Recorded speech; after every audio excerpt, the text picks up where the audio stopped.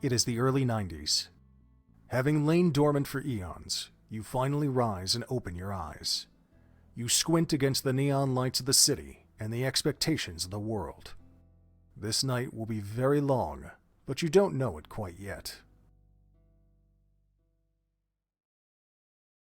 So, Margo, we're soon wrapping up this session, and I just wanted to express how happy I am that we've found a model that seems to be working for you. Now that you feel like you're back on track, so to speak, what will be your first step? Guess I should, go through the mail, pay all the bills, and maybe also... Yeah? There are some people I need to settle the score with. Some ghosts from the past. Yes, about that. Remember what we talked about when it comes to things from the past? Uh-huh. We talked about the rearview mirror in a car, how it only occupies a small portion of your vision, how keeping a steady watch forward through the windshield should be your top priority. Rear view mirror, windscreen. Got it. Just a couple of loose ends I need to tie up before I can, focus on the road in front of me. Very well. So, speaking of that method we worked out together, have you thought about your strengths? Your, statistics? My stats, yes. This is your ability to sympathize, comfort, encourage, and so on. This is your ability to impress people with your intellectual and cultural prowess.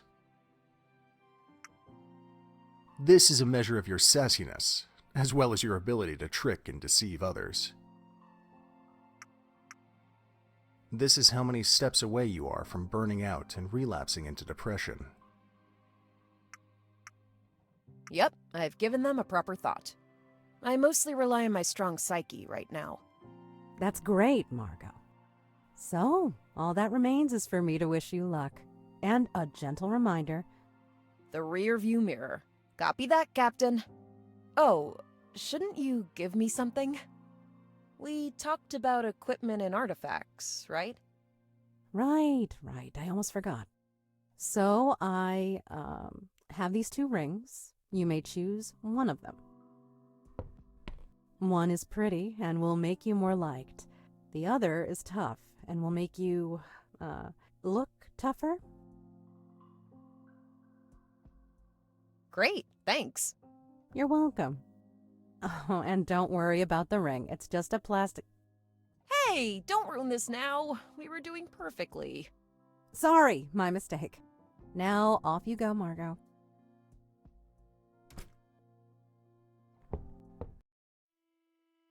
You return home from what may have been the last visit to your therapist's office. Use left and right arrow or the joystick to move around. Interact with space, the A button on the controller. Open your equipment window with Tab. Select on your controller. F1 or Start opens the options. Escape, X on controller, skips cutscenes and conversations.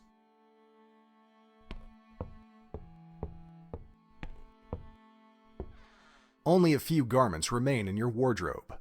The rest are engulfed by the pile on the floor. You grab your sympathetic sweater, your chill t-shirt, and your white shirt of responsibility.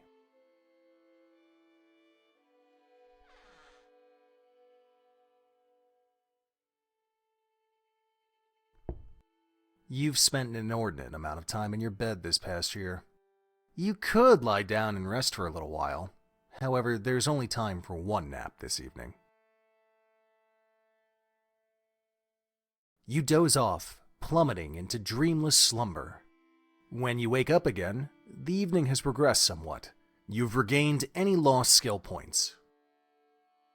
You also find your hat of supreme coziness, which you wore last night when the central heating went out temporarily.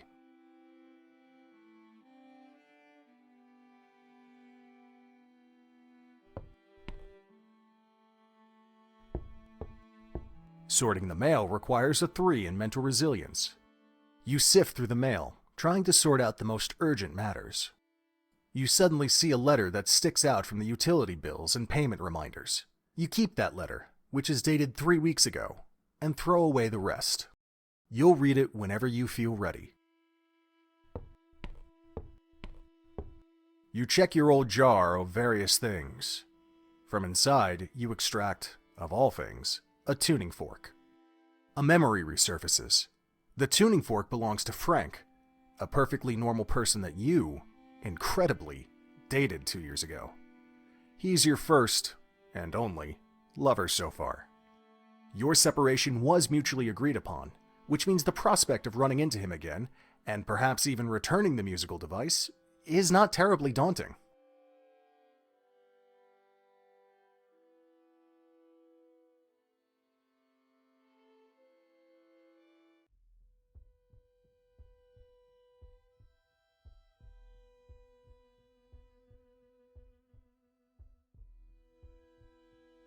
This puzzles you greatly because of 3 circumstances.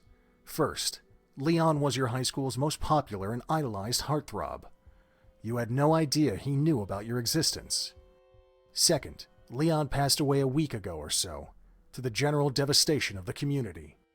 Third, the last line is a clear reference to the Vestal, a poem you wrote for a competition in the school paper during your sophomore year. It finished 4th. You subsequently burned it in a fit of self-content and forced yourself to forget it. It is with trembling hands you fold the letter and put it away. What did Leon know about you? And what did he want to tell you? You decide that your first stop will be the beer cafe, where you can catch up with your friends.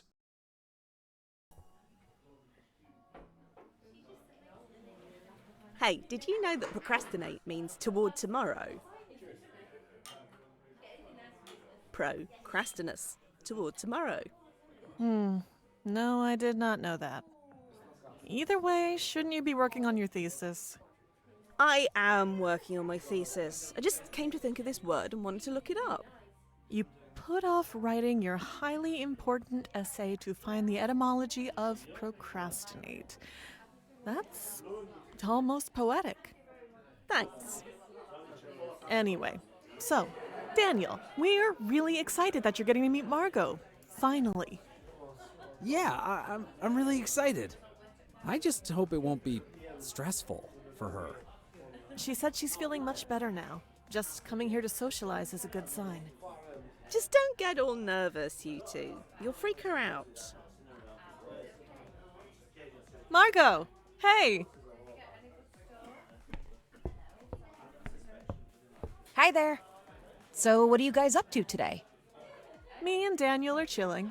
Susie is working on her thesis. Hey, I heard those quotation marks. But in actuality, she's just browsing for random trivia. Hey, did you know that trivia comes from the Latin word for 3, as in the 3 types of knowledge, namely grammar, logic, and rhetoric? So, Margo, what are your plans for tonight?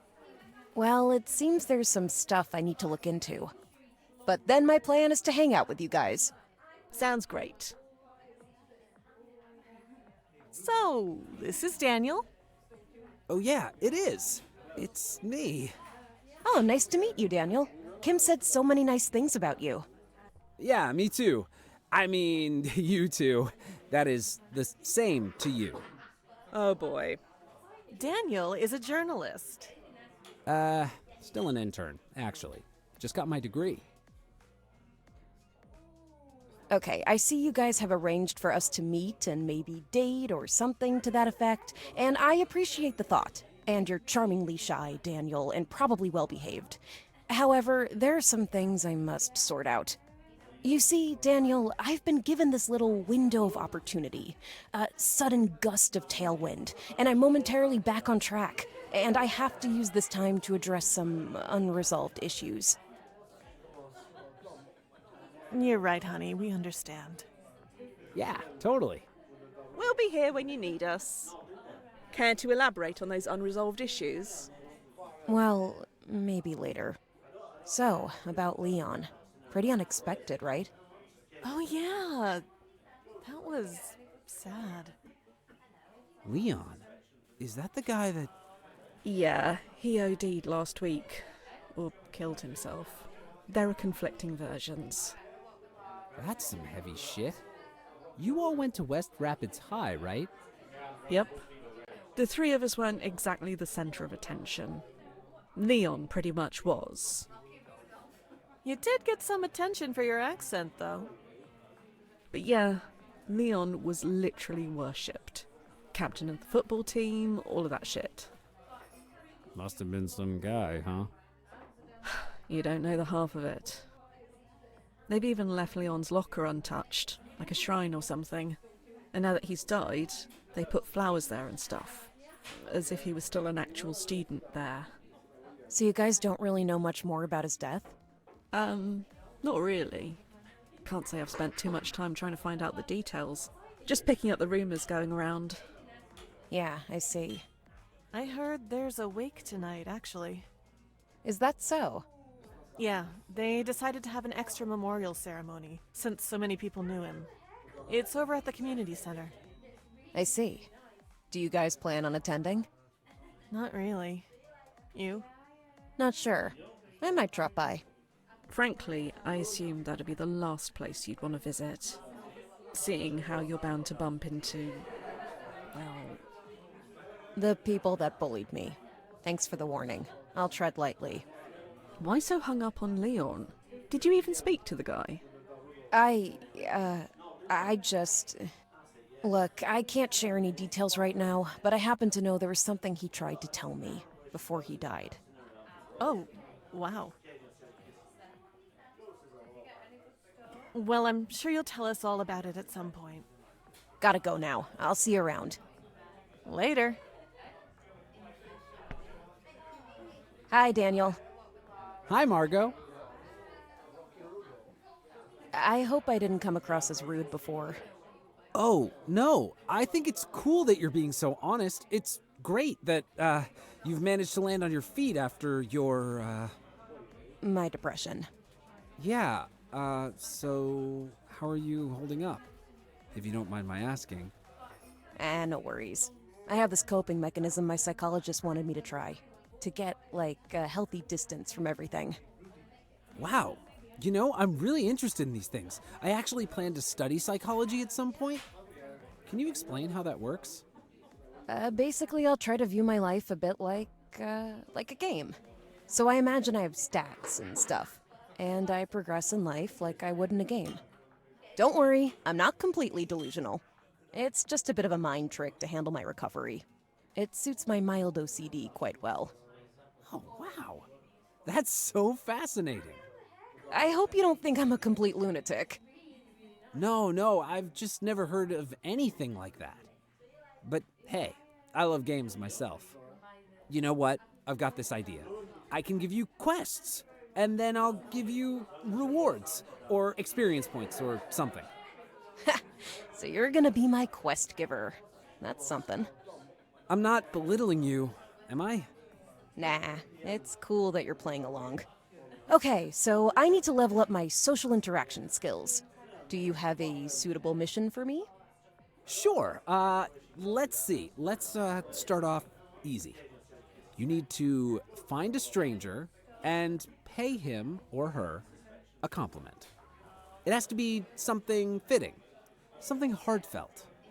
For practical reasons, let's restrict the area of this quest to, in or around this bar. Okay, I guess that's all right.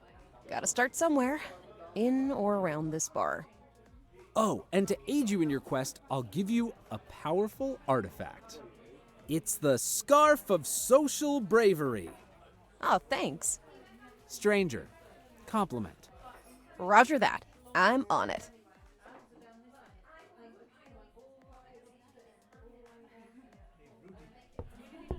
Hey, Kim. Do you know anything about Leon's life just prior to his, death? Not much. He'd taken a sabbatical, lived a bit secluded with his girlfriend, that cheerleader. Rebecca. I remember her. There's rumors about alcohol and drugs. Maybe the parties had started derailing into something more destructive. I don't know. I hope you'll tell us why you're so interested in Leon's fate at some point. Yeah, sure, I will. Well, I suppose you should talk to Rebecca or his old friends, the in crowd. Yeah, I guess you're right. Oh, right. You have an old beef with Rebecca, haven't you? Yeah, I kind of called her out once for being part of the group that bullied me. She had a different view. We traded some nasty words. Well, I heard they moved to a small apartment down in Blue Flats, in case you want to pay her a visit. Hey, Kim. So, how are things in college? Not bad. It's nice that most people have matured. I was fed up with the high school mentality. A lot to read, but that suits me fine. You'll soon join us. Just make sure to recover properly now. Take it a day at a time. Thanks, I will. Hey, Susie. What's up? So, what's happening in your life? I had a date last night. Quite alright. He likes romantic movies and long walks. Okay. I thought you hated walking and watching movies. I'm just happy dating someone who isn't a typical machismo. So tired of emotionally distant lone wolf kind of guys. Yeah, I totally understand. Can I get you something to eat? That depends. Do you serve wolf meat? They only eat top predators. Ha! What a total caricature of a man. Susie? Oh my god, I gotta have him. Him? Didn't you just say... I don't care what I said or possibly didn't say. That's Cecil Durd.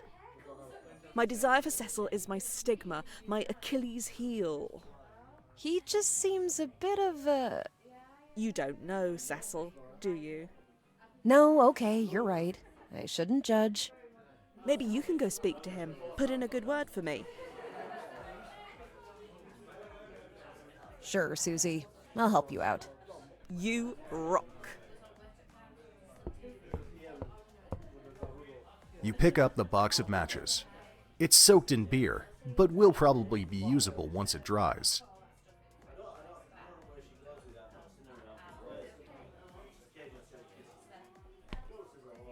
Hello there. Hey, what's up? Have you met Susie? That sassy British chick? I've seen her around. Pretty cool girl, huh? Sure, I guess. Would you like to know her better? She's, like, smart and into politics and stuff. She'd never be interested in me. Yeah, that's what I... No, actually, she is.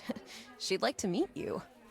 Yeah, so she can tell her smart friends how shallow I am? Please. Give me a break, dude. I mean, come on. I like your shirt. You do? Ah, thanks. I mean, it's just a white tank top, but hey, I appreciate it. It's even kinda sweaty, since I just ran 5 miles and I'm like post-workout sweating, if you know what I mean. But, yeah, thanks though. You're welcome. Think you can't handle her? Jeez, I mean, I'll go speak to her later, okay? Hi, Daniel. Hi, Margo. I've completed your quest. Excellent. I grant you +1 to mental resilience. Come back later. I'll have a new, exciting quest ready for you. I will. Hey, Susie. What's up? Cecil said he'd talk to you later. Oh, brilliant. Thanks, Margo. No problem.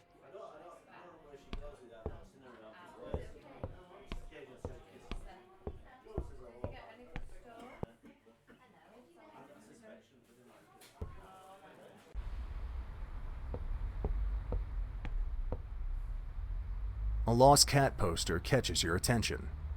It reads, "Seen this cat? Call Rebecca Parker. Below is a grainy picture of a cat and a phone number."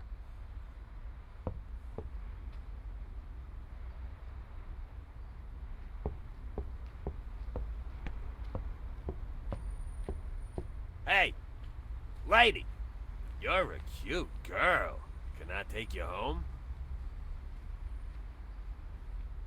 You muster all the street smartness you have and try to come up with a strong comeback.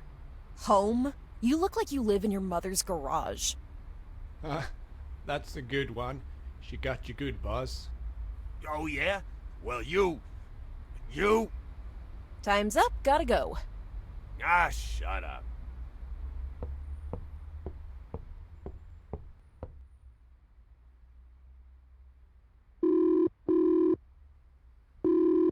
Yeah? Hey, Rebecca. This is Margo. Margo? From high school? Ugh, what do you want? I, found your cat. Got the wrong cat then. Mine was found this morning. Thanks, though.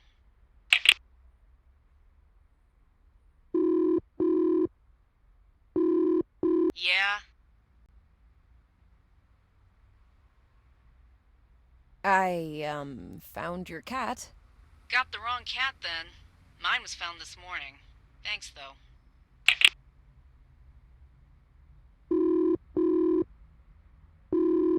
Yeah? I've come to talk about Leon. I don't want to talk to you. Go away. I just wanted to hear how... I said go away! You want to gloat over how miserable my life's become? I'm not giving you that, Margo. Well, that didn't go well.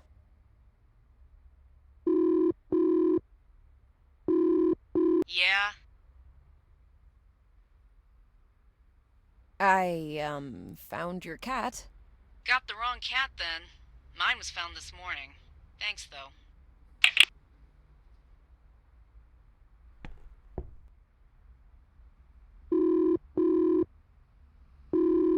Yeah? I, found your cat. Got the wrong cat then. Mine was found this morning. Thanks, though.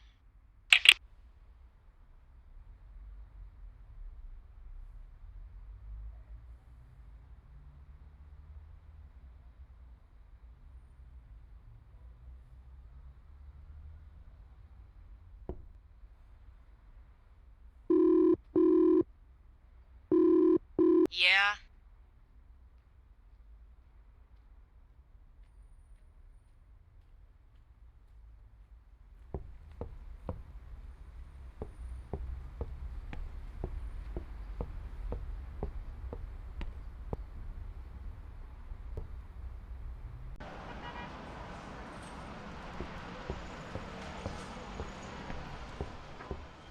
To your great horror, Miss Harding, your former teacher, is standing at the bar. Just the sight of her makes you shiver.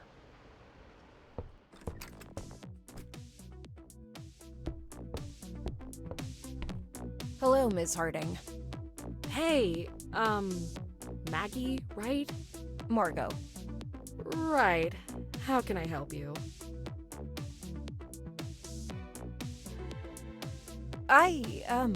We should...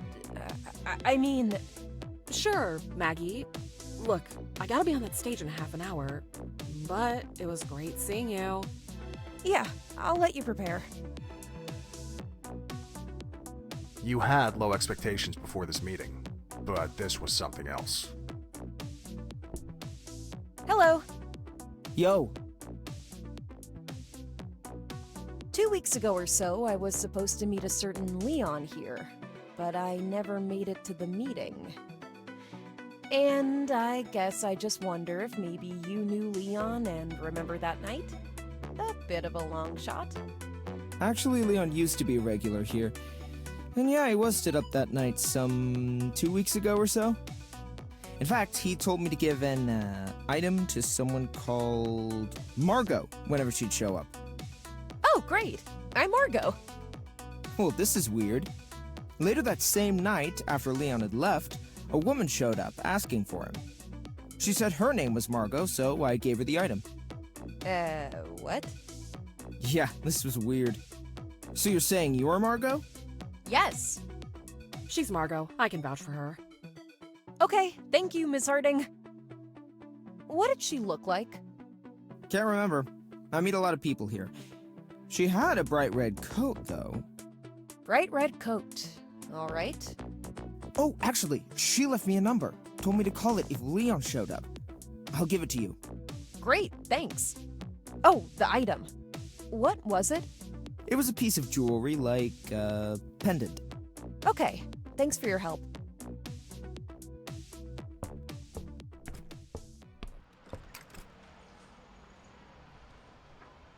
That's the number the bartender was given by someone who said she was you. It says, "Ask for Mrs. McCarthy."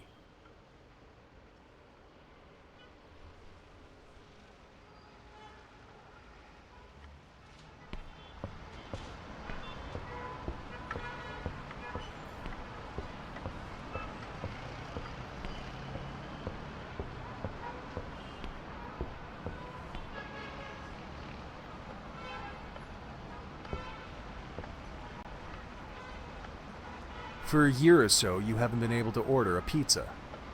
And now you're supposed to call up mysterious impersonators? I'll give it a try.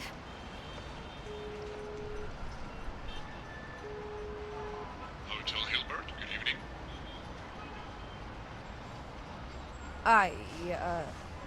May I speak to Mrs. McCarthy, please?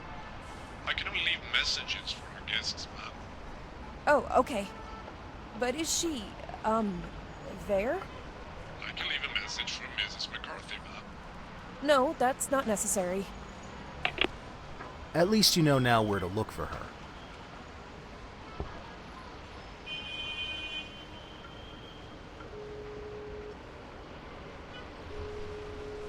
Mrs. Loxie speaking. Hello. Margo, is this about the boys? Maybe. So, remember what we talked about. The phrase you should prepare when it gets too critical? Sure. It's... Voice, you have no power over me. Perfect. So can you relax now, knowing that you have the perfect counter whenever that inner voice gets unbearable? I think so. Good luck, Margo.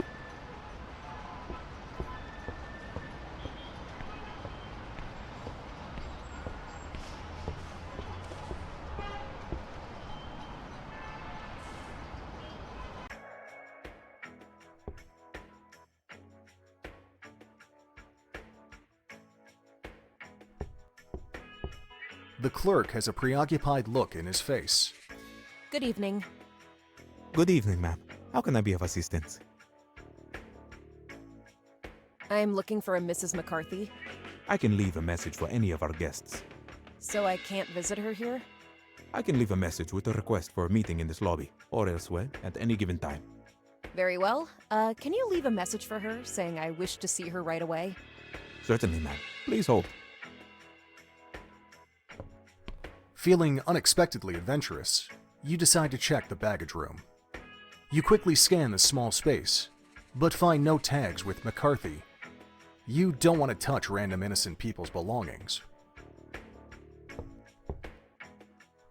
The clerk has a preoccupied look in his face. Good evening. Good evening, ma'am. How can I be of assistance? Looks like you're far away in your thoughts. Excuse me, ma'am. Ha, I guess you're right. Just thinking about my pumpkin plantation at home. Typical me, planting dozens of pumpkin seeds, thinking I can make an extra buck selling pumpkins. Turns out pumpkins have male and female flowers. They're distinguishable by an extra mini pumpkin before the flower. So all my male flowers withered and died before I managed to get a hold of a female one.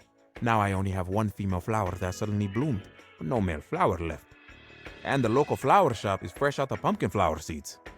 On top of it all, I'm really cold and tired, and I think I'm about to come down with the flu. Oh, this is so unprofessional of me. Sorry for spilling my guts like this. No, don't worry. But the pumpkin debacle kind of got to me. I understand perfectly.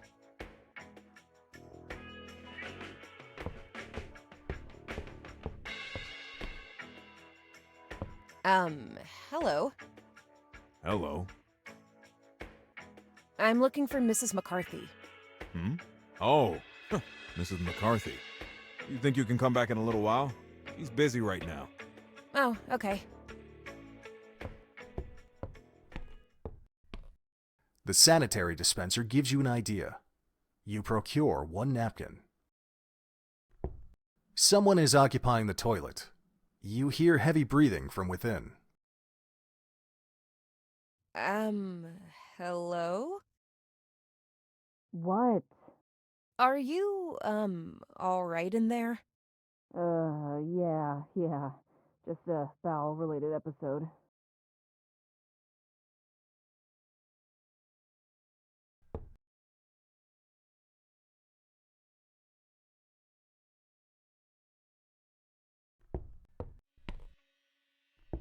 A bright red coat hangs on the back of a chair. It probably belongs to someone that has pretended to be you.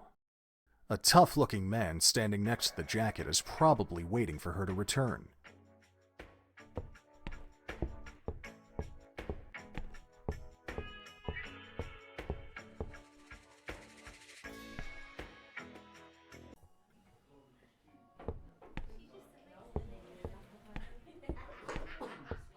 Hi, Daniel. Hi, Margo. So, how would you deal with someone who used to treat you really badly?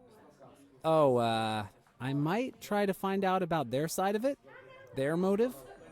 Yeah, I've been thinking along the same lines. All right. So try talking to them.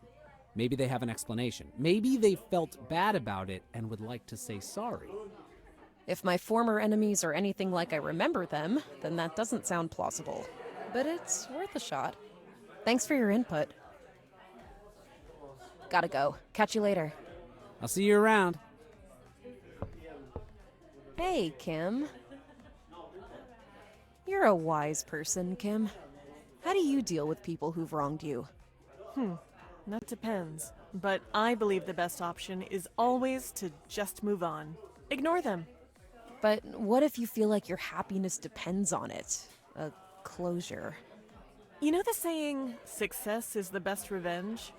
Just ignore them and do your thing. Show them you're successful. That only works for people who are successful. And I'm pretty far from being successful now. You'll be successful in due time. Thanks, Kim. Do you by any chance need help with anything? No. Nothing I can do for you tonight? I usually sort out my own issues. I figured.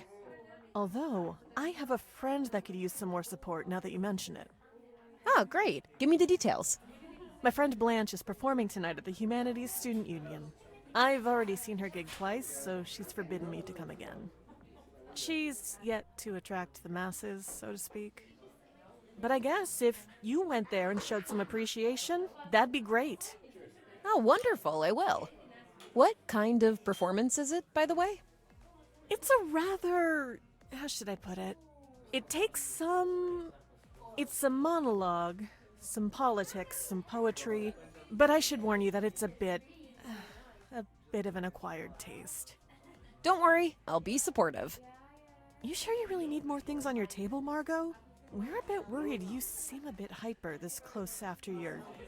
well, you know. Thanks. I'll be careful. Oh, and if she asks for your opinions, it's super important that you don't just flatter her thoughtlessly. She hates that. Okay, so how should I respond? Respond with a cryptic counter-question. Very well, I'll try. Hey, Susie. What's up? I probably need to settle the score with some former enemies before I can move on with life. How would you suggest I deal with them? They've made your life miserable. You obviously need to exact some kind of revenge. Revenge. There's nothing strange about that. Revenge is integral to human culture. Even the Bible promotes it. How will that help me, though? It just will. It'll feel good. Can't I just ask them to apologize? An honourable person doesn't apologise. What is done, and words can't change that. Disputes are settled with duels. However, I'm currently reading about the aristocracy of Paris around the time of the Revolution, so I might be a little coloured by that. I see. Thanks for your input, Susie. I'll have to think about this. I'll probably get back to you about this act of revenge. So, did your therapist say anything about dwelling on the past? Yeah. She said it's fine in small doses.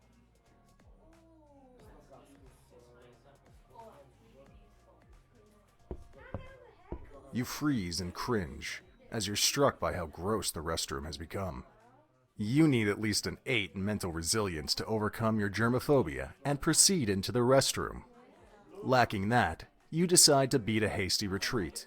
You're not in a good shape to challenge any of your many phobias right now.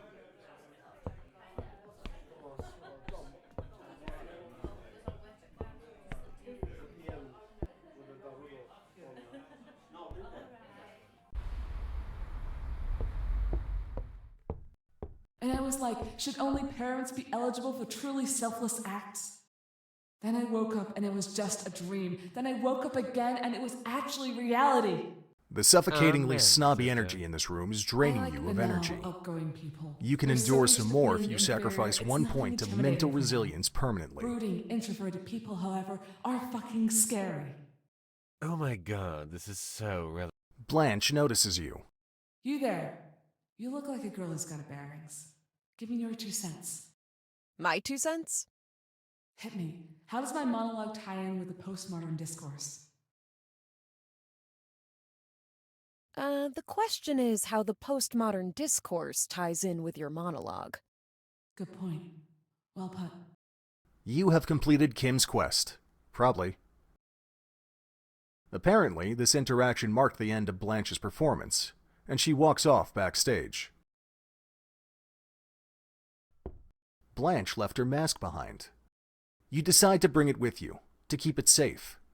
You'll return it to Blanche when you get the opportunity. You may or may not use it in the meantime. That's Matthew Dubois. He was the champion of the West Rapids debate team, and has surely tripled in intellectual capacity since then. You could address him, but chances are he won't remember you, let alone your name, which could make for an awkward situation. Hi there. Hi. Matthew Dubois, right? West Rapids High? That's right. Any, Wait. I got this. The moment of truth. Will he remember your name? If he gets it at least somewhat right, that's a win for you. Juliet? Margo. That was not one correct letter. Thanks for pointing that out. So, did you like the show?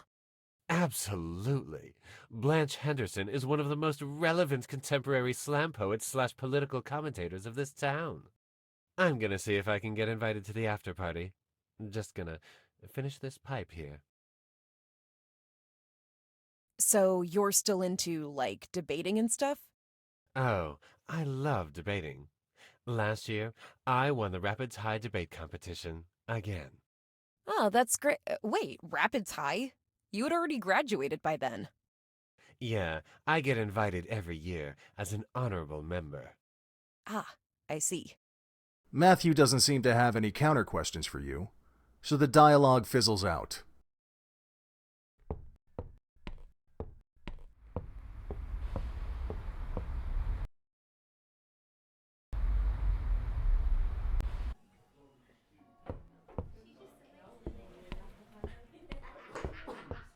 Hey, Kim. I showed up and gave her some feedback that she didn't hate. Impressive. Yep. So, do you have something to offer me? Well, what do you need? No, surprise me. All right, let's see. I bought some cardamom earlier today at the farmer's market. Would you like some? Sure. Without asking questions, Kim gives you a bag of ground cardamom.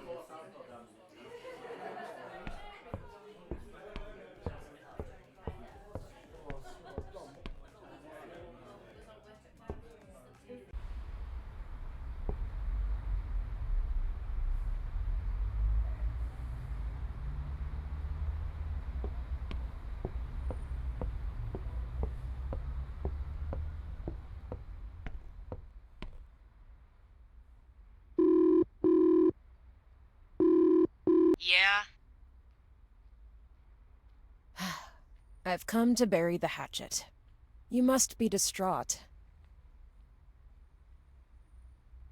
Wow, someone actually asking how I'm feeling. That's a first. Can you let me in, Rebecca? Fine. You hear the front door unlock.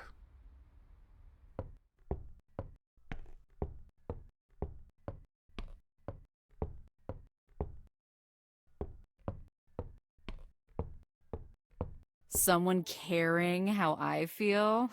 How original. So, yeah. How are you feeling? You mean with Leon dead and I'm pretty much left to my own devices?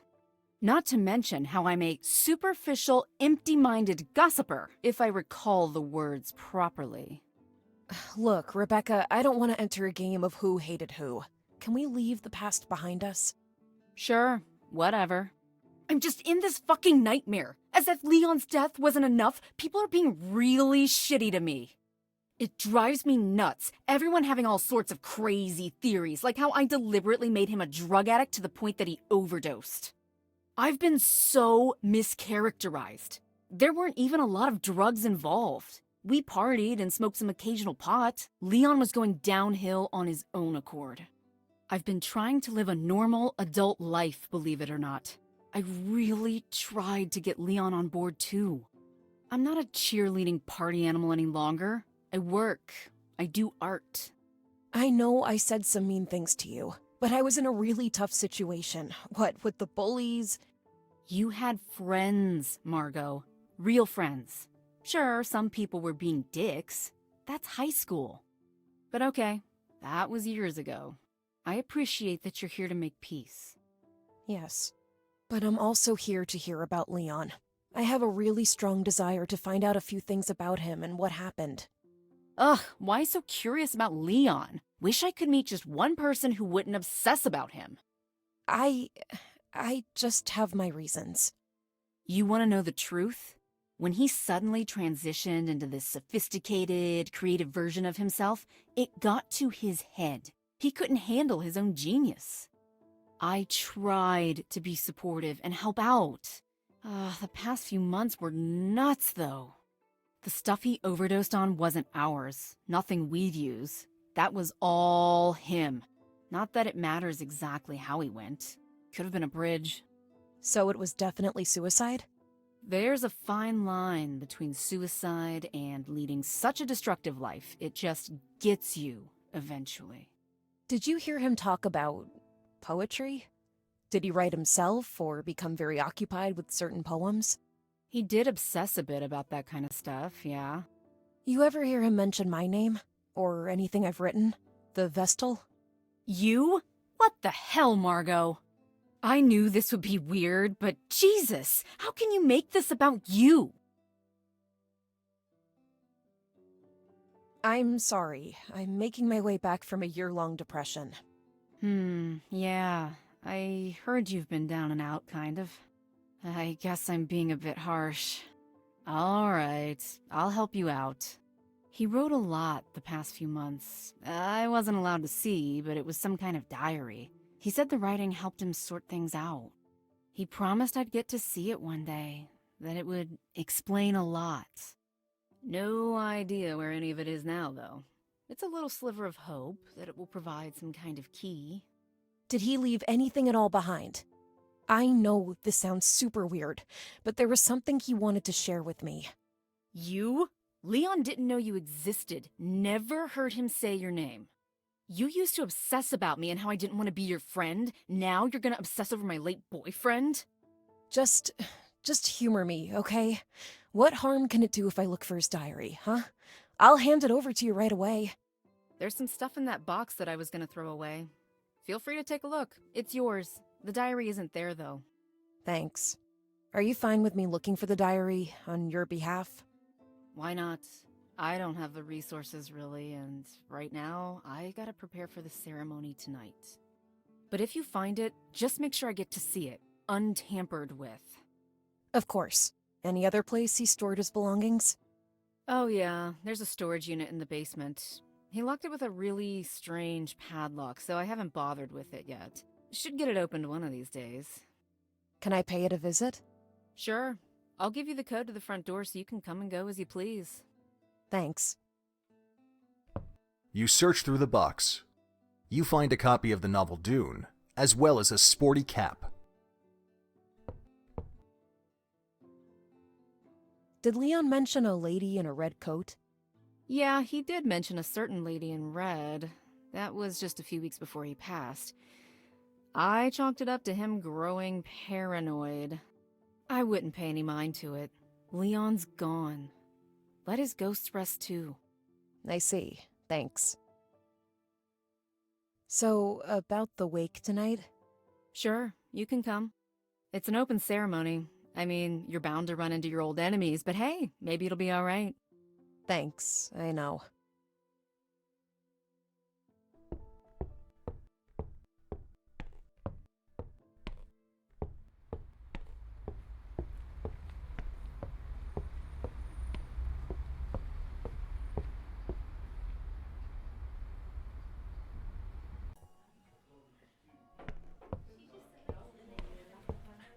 Hey, gang. Hi there. What's up? We're helping Susie with her physics studies. Not that physics is a course she's taking. The trick is to create real-life analogies. Listen to this. When a lid is hard to open because of the vacuum inside the jar, it's not due to some kind of suction within the jar. It's because of the pressure from the atmosphere around. I kind of remember that one from physics class.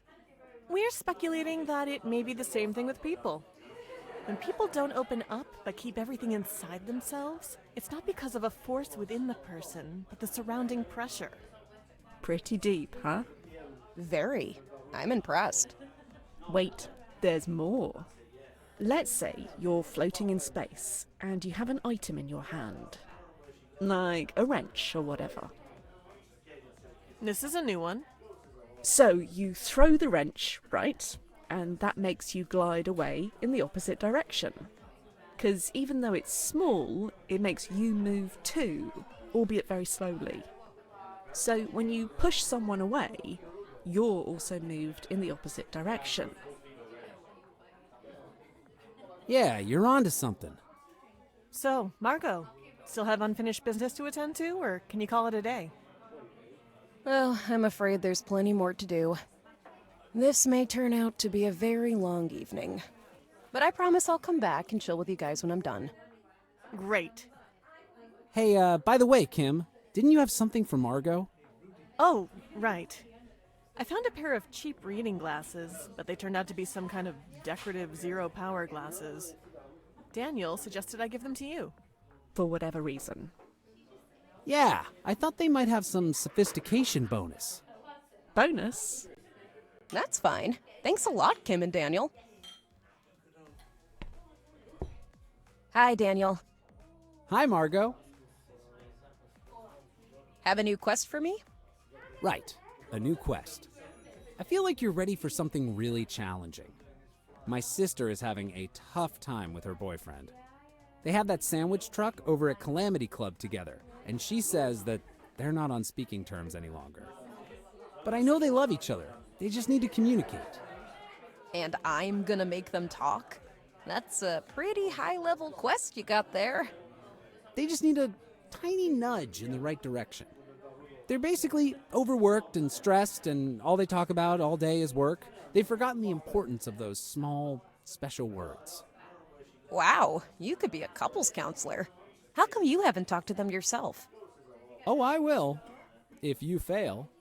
I accept the quest, but I can't promise anything. I'm still a novice, remember? Good luck. I'll see you around, Daniel. Hey, Kim. Hey, Susie. What's up? You have another piece of trivia for me? Did you know you're more likely to remember dreams, and also dream more lucidly, if you sleep badly? If you sleep really deep and wake up naturally, you tend not to know what you dreamt. That makes sense.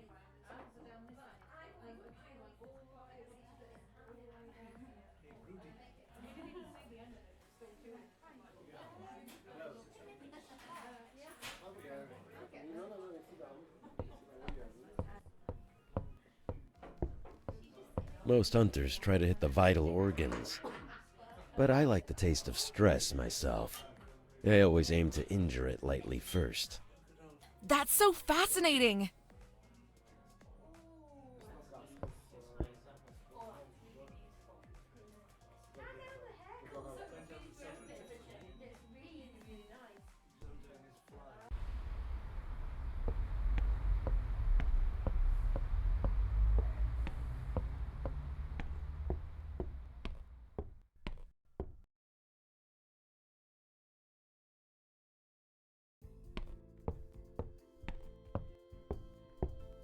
The door to Leon's unit has an unusual padlock, with a big dial marked with numbers 1 to 12. A handwritten text on the door itself says, "My first is lacking from the barrel maker's shop. My second is the time showing in the grassman's chamber. My third is the number I want to be buried with." The clues don't tell you very much yet, and you refuse to meddle with the lock blindly. You'll return if you find more information. Someone started clearing their storage space. There's a seemingly unused Christmas tie in the box, still in its plastic sleeve. Since it's apparently about to be thrown away, you take it.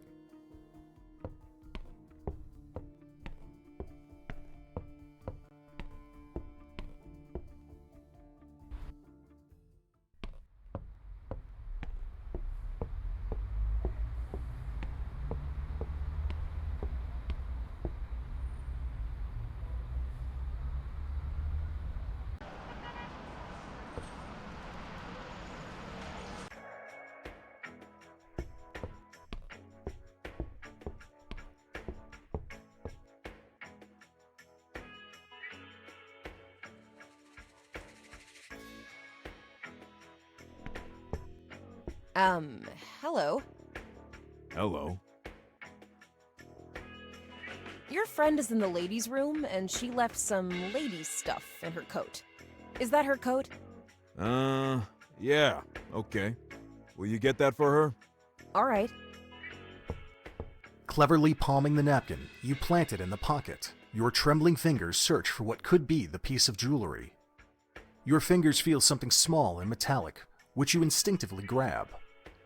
You quickly realize it's a key, but you take it anyway.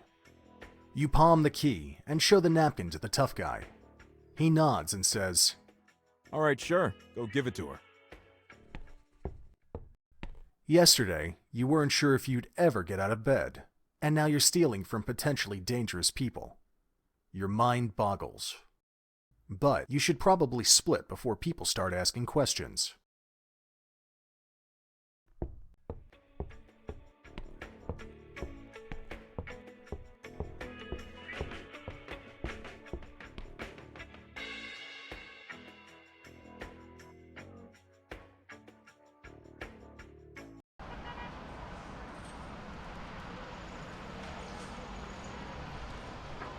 You stole this small brass key from the coat pocket of the lady in red.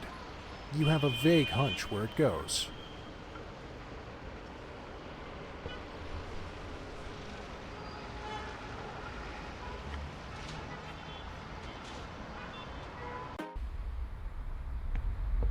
You have no business in this direction.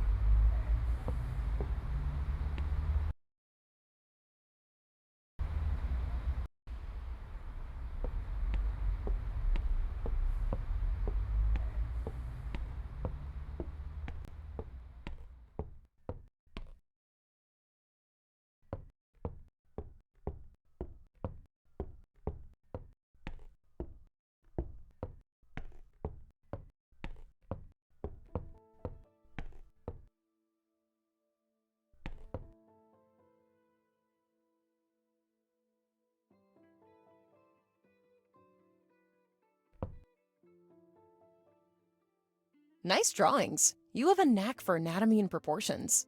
Thanks. I try hard. Rebecca now thinks highly of you. I was gonna say, I'm glad you came here. I've felt lonely. Let me give you something. A token of our friendship. Take this cute tiara. Oh, thanks. Just my style.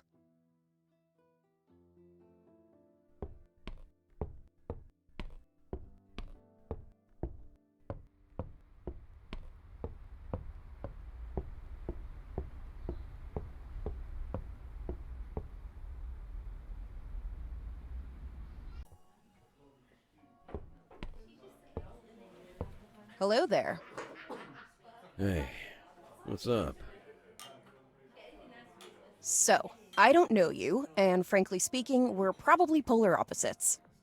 But it might still be worth getting your opinion. How do you deal with people who have wronged you in the past? People who did what? Wronged you in the past? What, like punched me or whatever? Let's say they did that, yes. Well, then I already punched back in the past. So we're square. Let's say you, forgot to do that. I forgot to punch them back? What, you think I need a calendar or whatever to remember punching someone? In this hypothetical scenario, we'll assume you never got around to do that. Punch back, that is. And now it's eating you. Yeah, damn straight it's eating me. And now, years later, you need to handle it.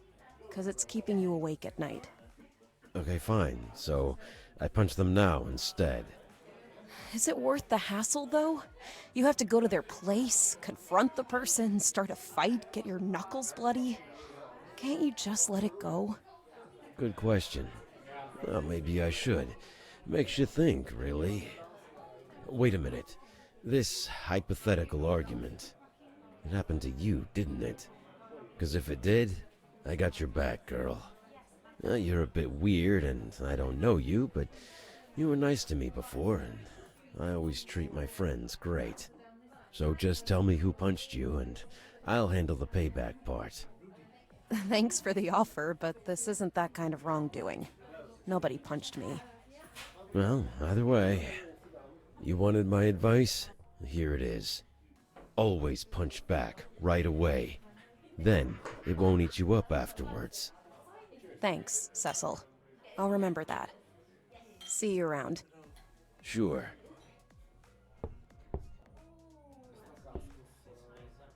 What can you recommend? A friend is marketing this vitamin shot. It's on the house today. Absolutely. You down a shot, and its nutrients take immediate effect. You gain a +1 bonus to your mental resilience for 10 seconds.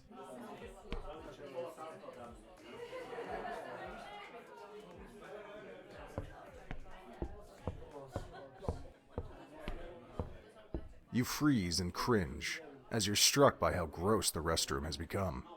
You need at least an 8 in mental resilience to overcome your germophobia and proceed into the restroom. Lacking that, you decide to beat a hasty retreat. You're not in a good shape to challenge any of your many phobias right now.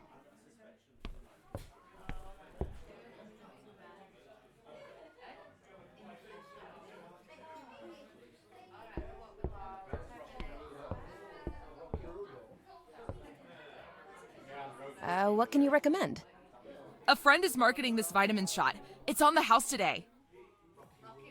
Absolutely. You down a shot, and its nutrients take immediate effect. You gain a +1 bonus to your mental resilience for 10 seconds.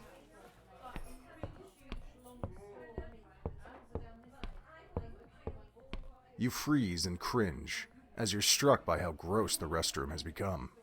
You need at least an 8 in mental resilience to overcome your germophobia and proceed into the restroom. Lacking that,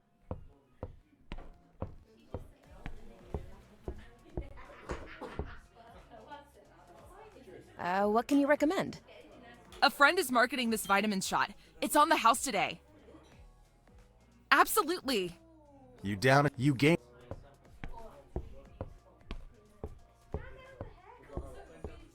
You need at least an. Beating that requirement, you continue into the unhygienic realm of the public restroom. Having overcome this fear once, it no longer poses such a great challenge for you.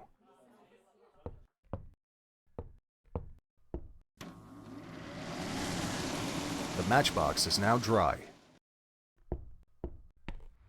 The dumpster may contain useful items, as these types of containers are wont to do. But sifting through its contents with your bare hands is where you draw the line. A motorcyclist with an unlit cigarette in his mouth is staring vacantly into the rain. A biker is staring despondently into the rain. You decide to talk to him. Excuse me? Hey there. Here. Wow, thanks. The biker lights his cigarette and packs his things. Before he leaves, he hands you back his lucky matches, saying you might need them.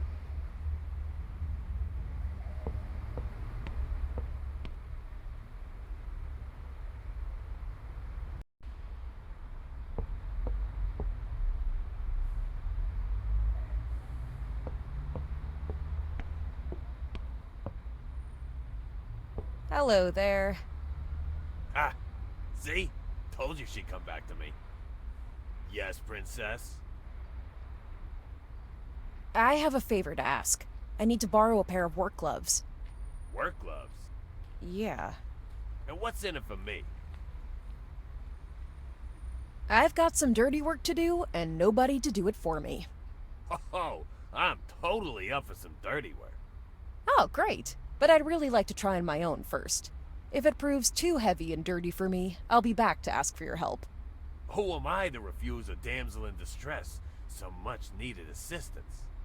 Here's a pair of gloves. See you soon, sweet cheeks. Thanks a lot. Later. You paid with some of your dignity there, Margo. I can afford it.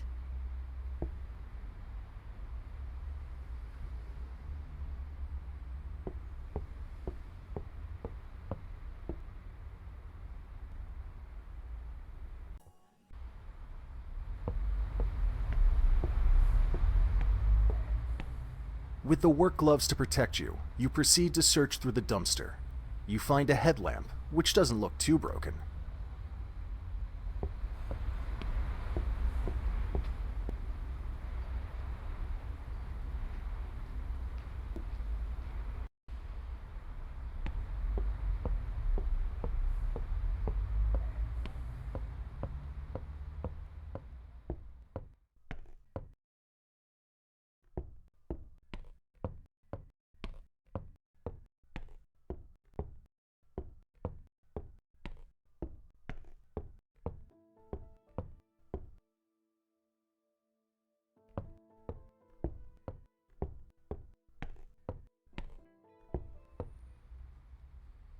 You open the first page.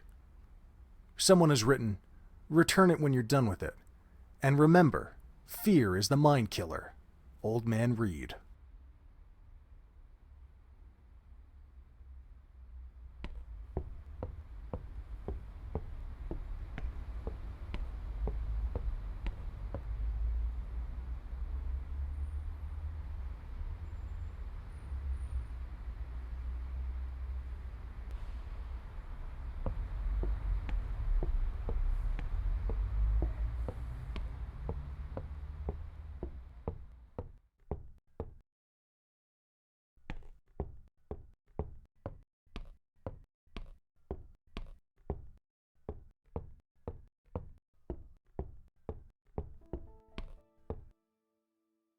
Ever heard of a certain Old Man Reed?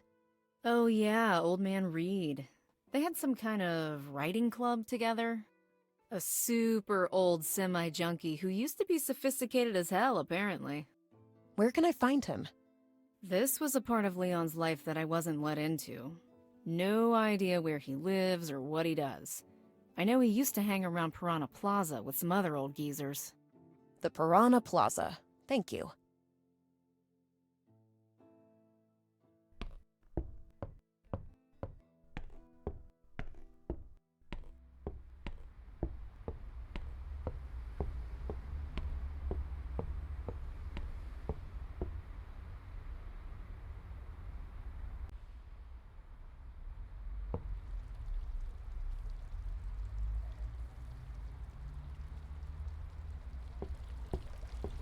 Excuse me, may I bother you gentlemen with a question?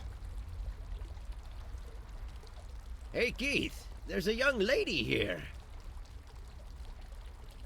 What does she want, pray tell? She says she wants to bother us. Shall we speculate about her intentions? I think she will take our pictures for her photograph exhibition. You mean the exhibition entitled Old and Beautiful? All black and whites. That's the one, Keith. I'm more inclined to believe that she wants to interview us for a reportage in a new publication geared towards culturally engaged middle-aged women. Let's inquire her about her intentions.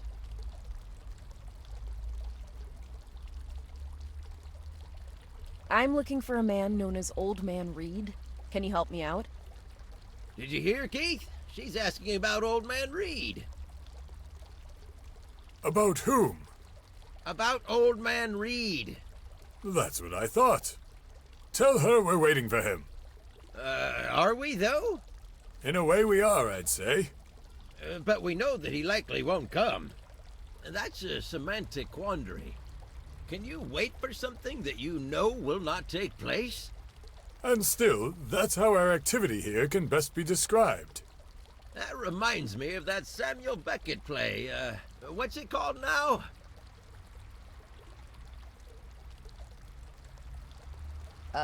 Waiting for Godot? What? No. I was thinking of Night and Dreams. Ha! Just kidding. She's good, though. Give her a ring. A good idea. Here. The old man offers you a ring. You're now on the good side. Team Good Guys. That's us. Thanks. See, that was so-called highbrow humor. That's what we're exploring here, Keith and I. Comedy. We're making great progress, too. Our ambition is to distill the entire concept, to find the core. You know how, when it comes to music, they say there exist only a dozen or so songs, and then the rest are just variations? It's the same with jokes. As a matter of fact, there exist only 5 different jokes. Wait, did you count the one with the tomato crossing the road? Ah, right. 6 jokes. But anyway, the young lady is impatient. Right. Reed. Yes, please. Where can I find him? The hospice at Forested Dale. He's dying, you see. Oh, Right. What's your business with Reed, anyway? A friend of mine borrowed a book from him. I just thought I'd return it. Ah, that strange young writer. Yes, Leon. Did you know him too? He passed away, in case you didn't know. I'm searching for his last writings. Sorry to hear that. Ah, me and Tiger never dealt with that friend of yours. Reed used to be a great writer. The young fellow found a Cicerone in him. They formed a writing circle and were pretty productive as far as we've understood. Although, perhaps a bit too fond of, stuff that makes you creative. I see. I wonder if Reed might know where Leon's writings can be found. I doubt you'll get much out of Reed at this point. He's probably just barely awake. All right. Thanks for the information.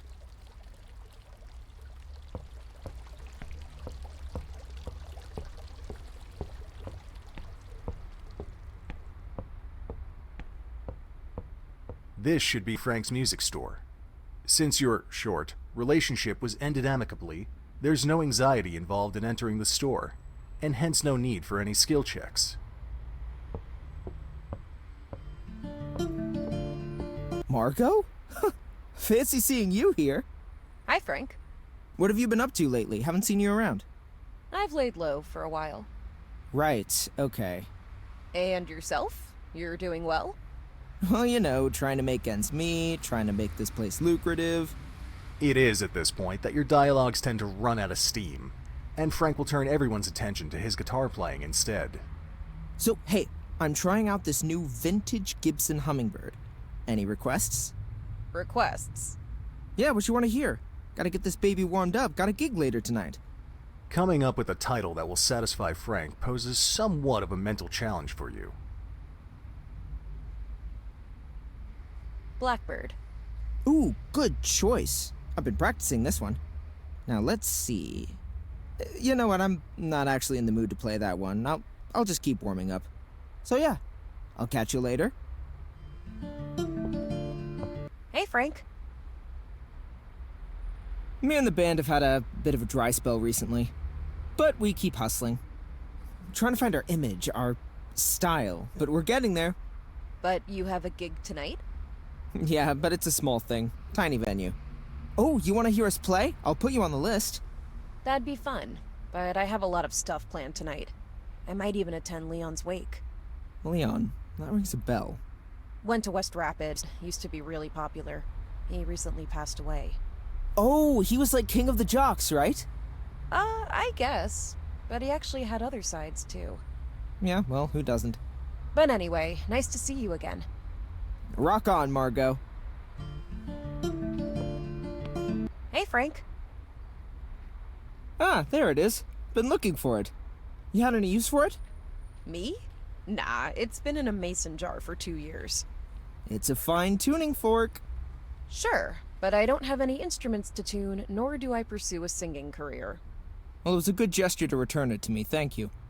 Oh, speaking of returning old things, I found your old turtleneck sweater not long ago.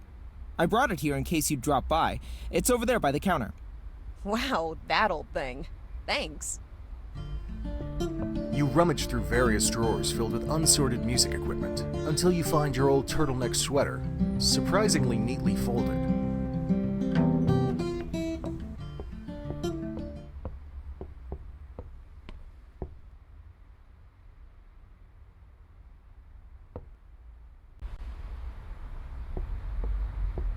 Number 3.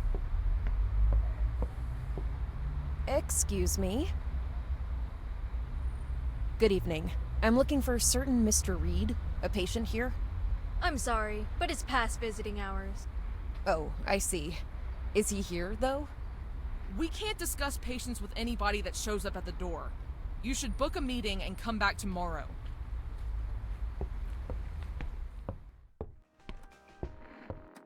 Hello there, ma'am. Can I help you? I'm here to see Mr. Reed. Oh, I'm afraid it's past visiting hours. You will have to come back tomorrow. Very sorry, thank you.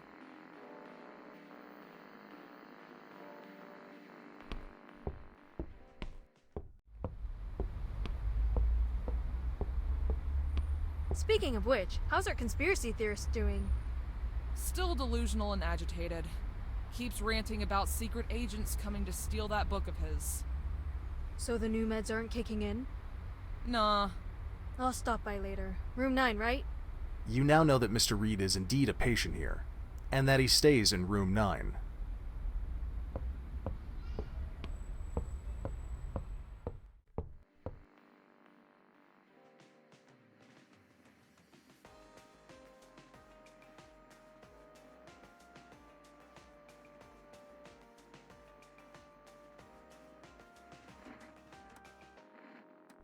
A game of chess is being played, although one of the players seems almost asleep. You can make a move for him, if you wish to. You make what seems like a fairly strong move. Oh, Mr. Larson, you've moved, I see. Now that's not too Hello? Who's there? Hi, Mr. Reed. My name is Margo. Are you that student nurse? Rats, so I've been put on watch now. My hours are numbered. Actually, I'm a friend of Leon's, whom I believe you knew as well. Knew? Ah, so you got him. Figured it was only a matter of time.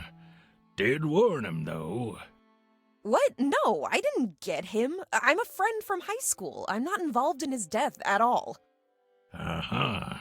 So, what's your business with me, exactly?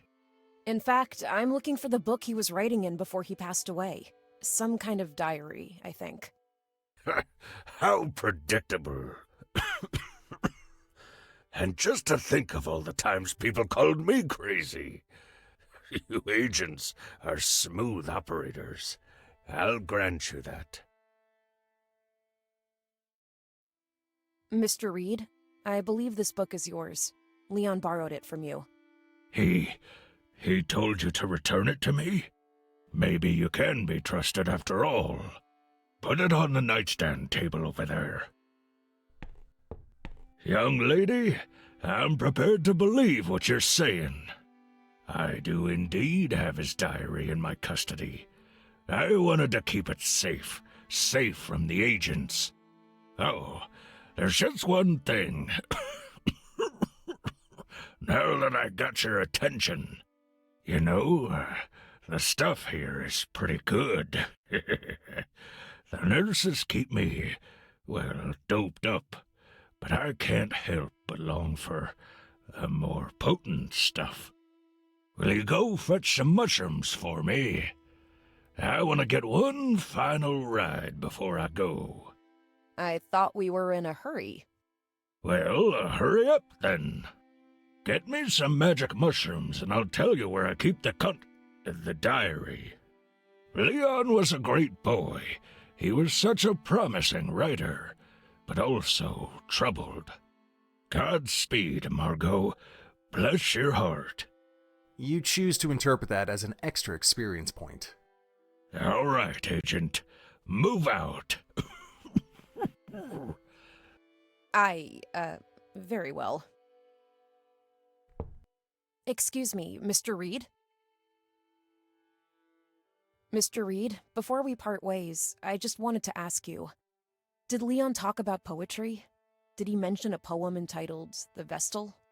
Ah, the Vestal. Funny you should mention it. How he lamented never telling that anonymous girl how much it meant to him. Mr. Reed, did Leon mention a woman in a red coat?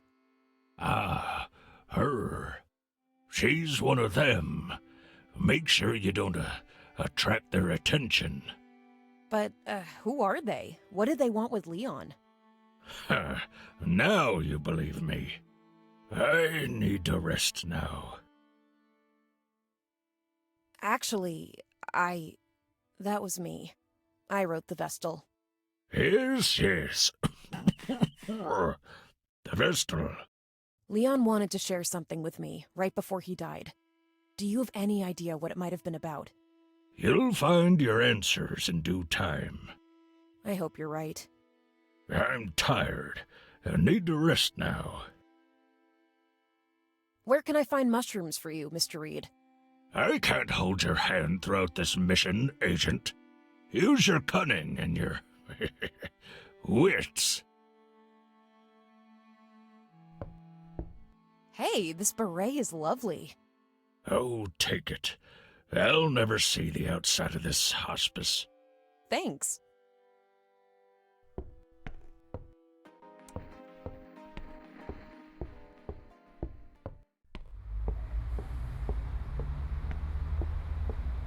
Number 3.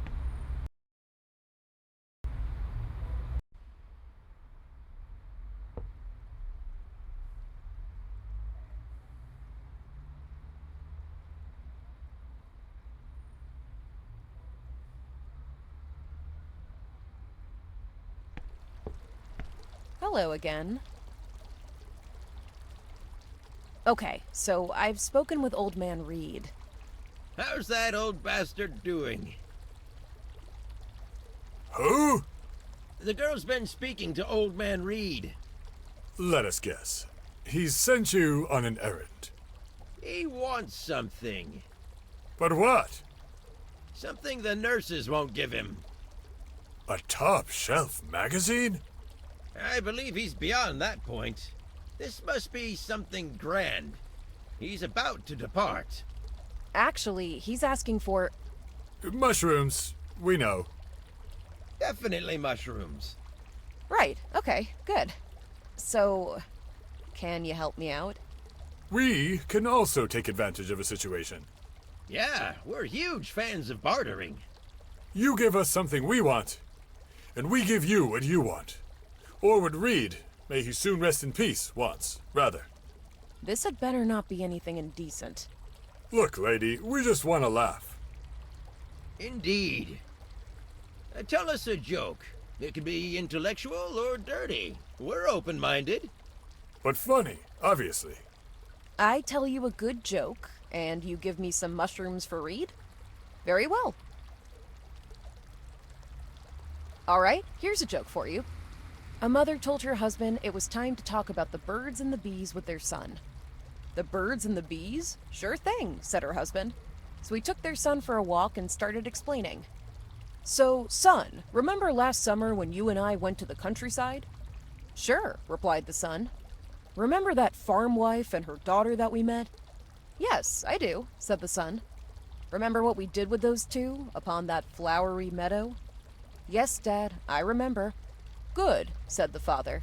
Well, that's how the birds and bees do it as well. That was good. Not great, but good enough. I concur. All right, lady, here's the wares. Go give Reed one great trip. I hope he sees some interesting birds. Birds? He gets visions of weird birds during his trips. He's got a sketchbook full of them. His interest in real birds was always pretty limited, though. Oh, and don't flash them around. There are narcs operating in the area. You swallow hard.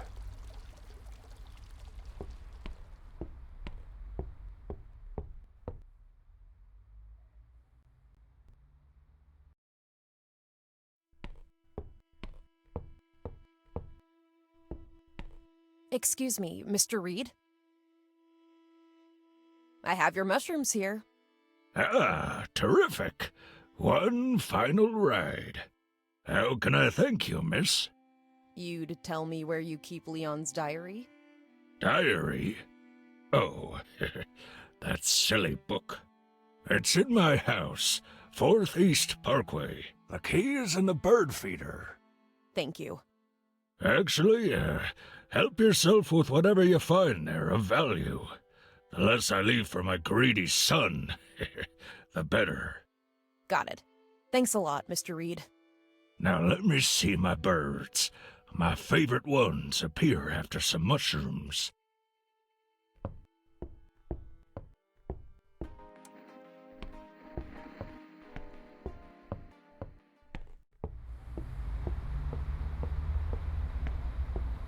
Number 3.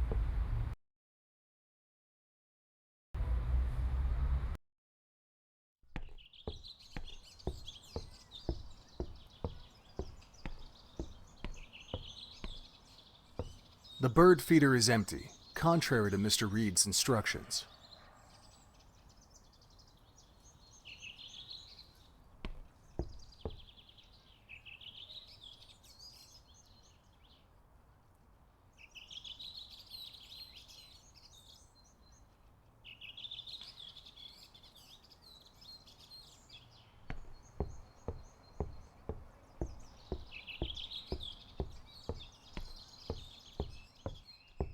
You search through the bush and find the magpie's treasure cache.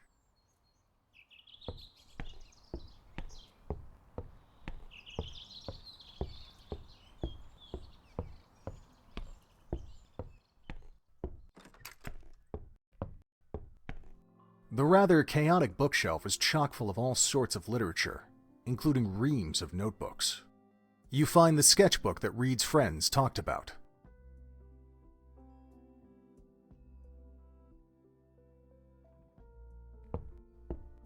You decide to examine the lock mechanism of the safe.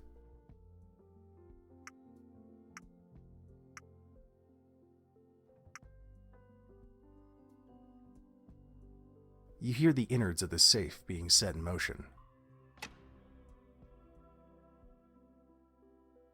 You browse through the interior of the safe. You find a small lever.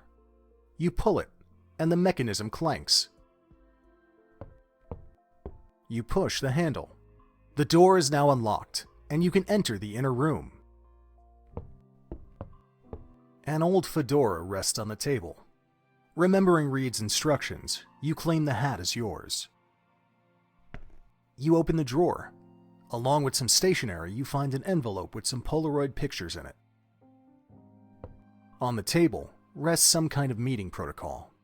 It says, Attendance, Leon Martinez, Mortimer Reed, Anne Cooper. Assignment, select a contemporary poem that you would like to be read at your funeral. Next meeting to be held at Anne's. Verba pulchra. You gather that Leon, Old Man Reed, and a certain Anne Cooper had some kind of writing circle together, and that their themes were rather morbid. You look around the room for what could be Leon's diary, but find nothing. You decide that whoever Ann Cooper is, she might know more. Hopefully, she's slightly more coherent than Old Man Reed.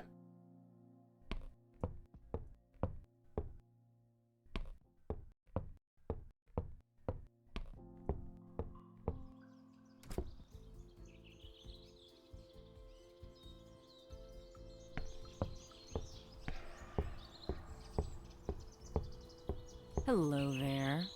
Hello? I'll be brief. I believe you might have something that is mine, and I need it back. A certain little key. Just cooperate now, for your own safety. You posed as me, and took something Leon wanted me to have. Listen, girl, we're undercover cops, all right? The man shows his badge, which, to your limited knowledge of police documentation, looks legitimate. I'm Detective York. This is Detective Wells Davidson. We'd rather not blow our cover, but we also can't beat you into giving us back our key. We're no bandits. Okay, I'm confused. What's your business with Leon? And why did you pretend to be me and take something Leon wanted me to have? I apologize for the confusion. I admit, I answered confirmingly when the bartender asked if I was Margo. I was hoping to get vital clues that could help us in our case. But first things first, we need that key.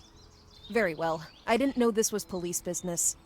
You hand over the strange brass key. Good girl. Now stay out of her path.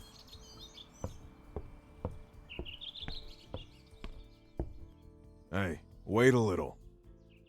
Now that we've blown our cover, let's play with open cards. We're looking for a certain notebook, Leon Martinez's notebook. If you have it or know where it is, you need to let us know. When asking for us, use the names Mr. and Mrs. McCarthy.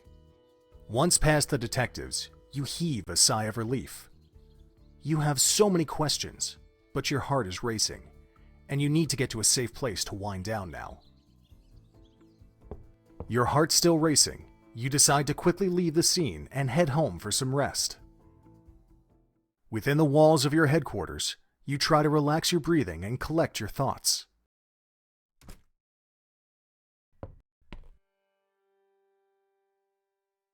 The photographs show a woman meeting and exchanging things with a young man. You'd say that the photos were taken in secret, and that they may be compromising. You'd also say the woman is the lady in red, and that the man is Leon.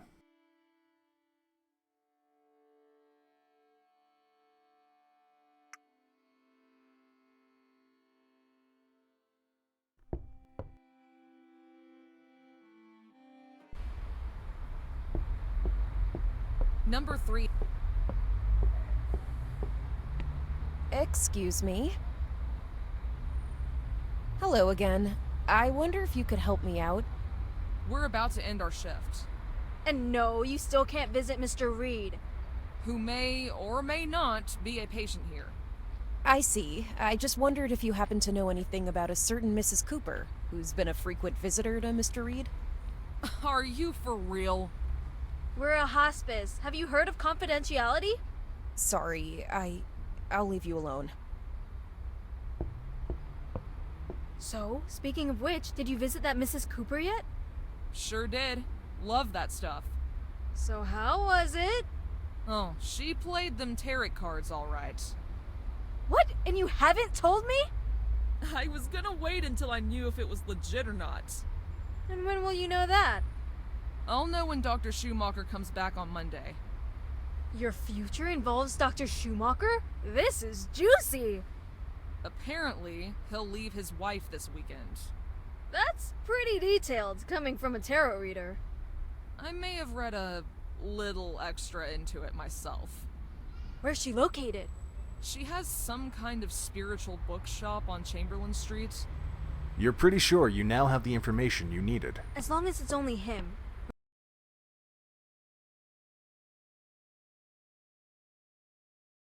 Remember Mrs. Goldstein?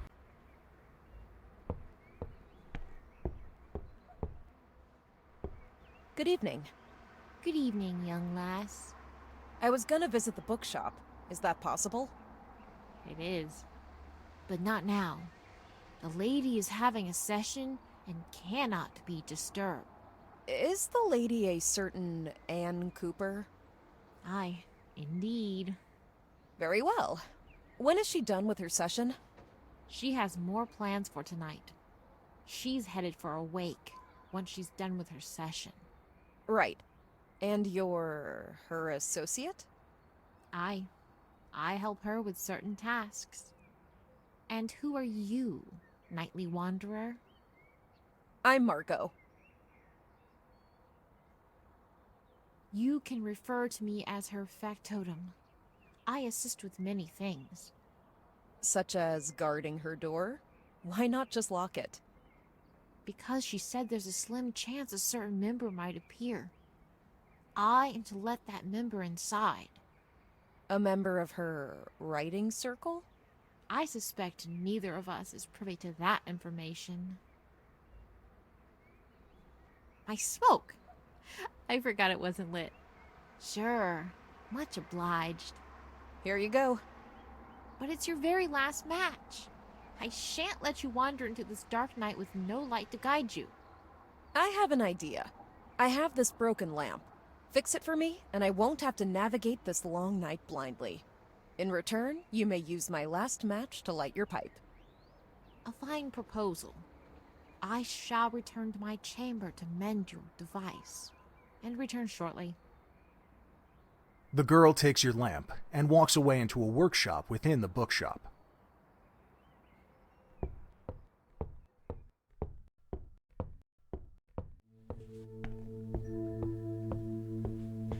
A strange board with electrical switches catches your attention.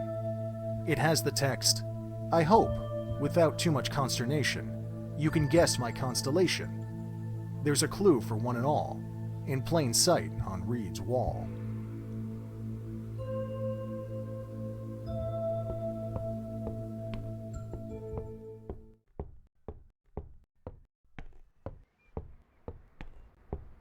Ah, there you are. I've mended your lamp. Here you go, lass.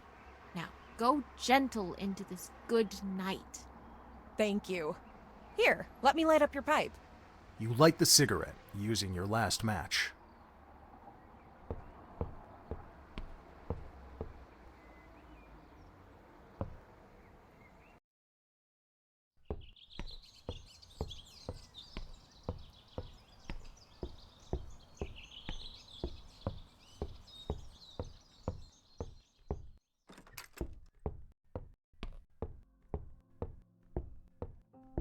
You push the handle. The door is now unlocked, and you can enter the inner room.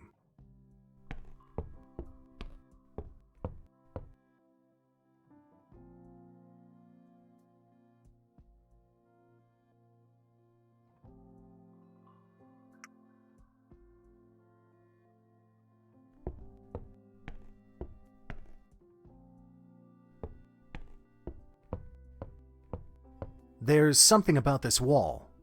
Or maybe your mind is playing tricks on you.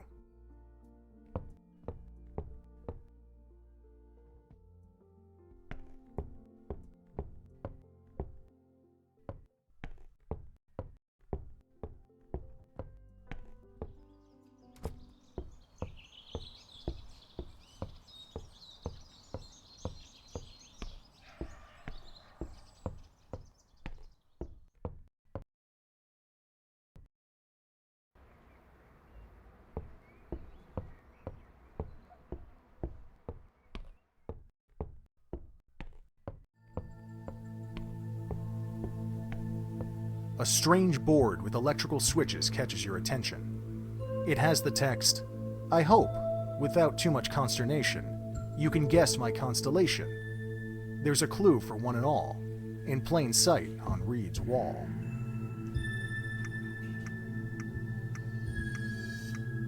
You hear a loud click from the lock mechanism. You try the handle. The heavy doors open with a creak. Miss Innisfree, if the customer has left, you can turn off the sound effects, please. Oh, excuse me, Mrs. Cooper? Who are you? I'm Margo. Margo? Oh, that Margo. I guess you have a lot of questions, Margo. I guess I have. I'm getting late for Leon's ceremony. I'll try to be brief. Leon had become obsessed with a poem you wrote back in high school. His fascination for the poem resurfaced when our writing group was tasked with choosing a poem for our hypothetical funerals. He reached out to you to discuss the poem and also invite you to our writing circle. Unfortunately, he passed away. And now there's an opportunity to have the poem read for real. Okay, wait a little. Just trying to process this. Can we rewind a little? What happened to Leon? Did he kill himself? It's complicated, but there are outside forces that enabled his suicide. The lady in red. So you know about her. She and her colleague are completely unscrupulous. But let's just first set something straight. Leon underwent quite a change. His high school stardom waned. The parties, the football club, all the superficial acquaintances. He left it for something else. But in the meantime, he started using drugs. And that's basically how he met Old Man Reed. Luckily, Reed happened to be a keen writer. So he tried to channel Leon's creativity. But their abuse worsened. Me and Reed had been writing together before. He reached out to me and we formed a writing circle. It was fun while it lasted. By now, a particularly obstinate narcotics agent had been homing in on Leon. She was convinced he could be used to get to the big drug barons in this town. So he became her inside man. In return, his own record was kept clean. When he wanted out, she started supplying him with drugs to keep him loyal. And then it escalated. Me and Reed started to collect evidence. We planned to build a case and give it to the newspapers. She became convinced he concealed his contacts from her. Let me guess. That's why she's looking for his diary? Yeah, except it was only partially a diary. And it didn't make much sense. More importantly, it was a contact list. So then she was right, kind of. I don't care. The way she exploited Leon. That was pure evil. She should be prevented from doing something like that again. I found some photos at Reed's place. Are they part of your case? Oh, yes, very much so. I was in a hurry when I left Reed's place and couldn't find them. I have some more material here. Dictaphone recordings, Leon's testimony, also evidence of her own abuse. I suspected that. I caught her being really weird inside a public restroom. So, what about Leon's diary? I don't know where it is. He probably hid it somewhere safe. But I happened to catch a glimpse of it once. And as I said, it's a pretty confused mix of drug contacts and delirious ramblings. If you do find it, consider burning it. Understood. I think I might know where to look for it. Just gotta beat another one of those brain teasers your writing circle seems so fond of. Ah, yeah, that's a tradition of ours. Before it's time for a meeting, the host arranges a little puzzle or treasure hunt or something. I already solved Mr. Reed's and yours. I can probably do Leon's too, once I get enough info to understand the clues. Just one more thing. Why didn't you approach me about the poem? The wake is tonight. Oh, I don't know. I'm just overwhelmed. Drained. And Leon's dead. And the people gathered at the wake are his high school buddies. Partygoers, jocks, cheerleaders. They don't want to listen to strange people who read poetry. They never knew about his change. We'd be booed off the stage. I'd expect someone in your line of work to be more interested in fulfilling the wishes of a dead person. This is just a show. A lady's gotta make a living, right? Suppose you're right. But you misjudge many of those present at the wake. They're mostly good people. Some are my friends. We can make this work. I'll read the poem. Very well, then. I'll see you there. Can I see the poem, by the way? What do you mean? Do you have a copy of the poem? You wrote it. You don't remember it? No, I've completely repressed any recollection of it. I was going through a phase of self-loathing. Jesus, Margo. I'd put you through hypnosis, but I'm afraid neither of us believes in that. Don't worry, I'll try to find it. There's still some time. I'll see you at Leon's ceremony. But wait, this still doesn't add up. This can't be all Leon wanted to tell me. Why not? But he wrote to me. He wrote he knew something about me. Why I was sad. Are you sure? All I know is he wanted to talk to you about the Vestal, as well as invite you to our circle, as I said. I have it here. Let's see.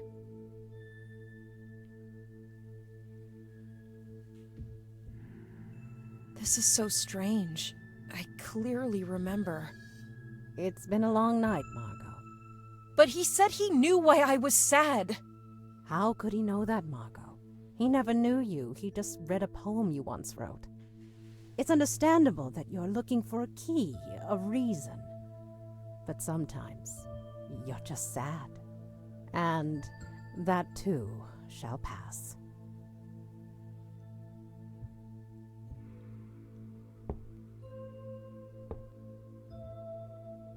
You shouldn't have to deal with that anymore. Let me handle it. Are you sure? Anne hands over a document file. Can two people form a circle? It's a start. See you at the wake. Absolutely. This file contains all the evidence Anne Cooper has collected against the Lady in Red.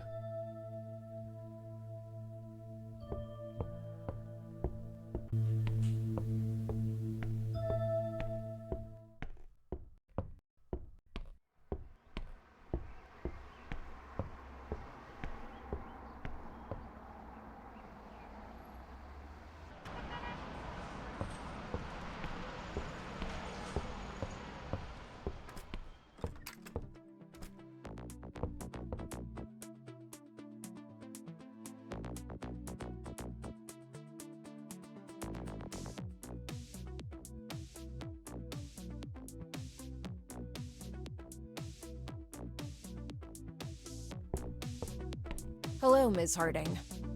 Hey, Maggie, right? Margo. Right. How can I help you? We need to discuss high school. Now? I'm giving a talk here in like an hour. Can it wait? You treated me badly, Ms. Harding. It affected me very negatively. Oh, wow. That. You want to bring that up now? I needed to tell you this in order to find a closure, so I can put it to rest.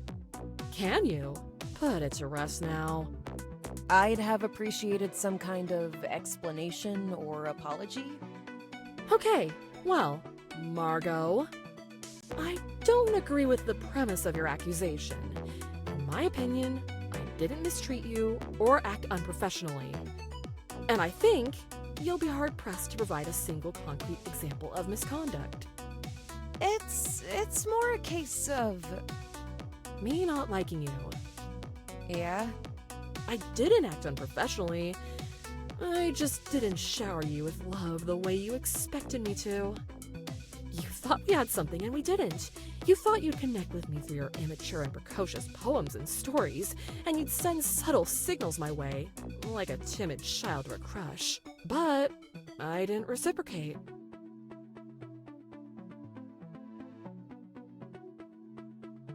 I'm desperate. I need some closure here before I can move on with my life. And I need it tonight. Jeez, all I did was give you pertinent and fair feedback on your texts. It wasn't my job to make you feel like a misunderstood genius. I can't single out certain students to be my little princesses. I still think you could have encouraged me more. You can't claim I was objectively a poor writer or a lost cause. I can't help you with this, Margo. You need to find your own way out of this mess. No, you owe me something. This is your problem, Margo. You think the world owes you something. High school was hell. I was lost. You led me on. You owe me something. Good Lord, Margo. Give me something, Ms. Harding. Give me something, or I'll stay here and ruin your show. I'll shout that you're a fraud. Very well. Here's my special pencil. When you write something with it, it'll be real high quality stuff.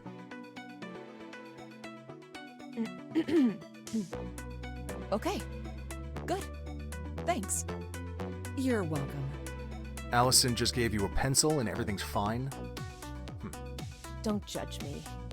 Can I go prepare for my talk now, please? Sure. Allison turns and leaves the bar. You decide to take the slice of lemon as a little trophy.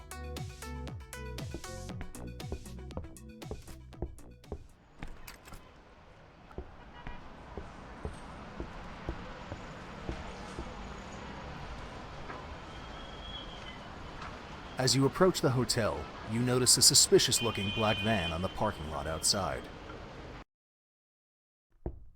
You can spot the lady in red behind the wheel. Her partner is not in sight.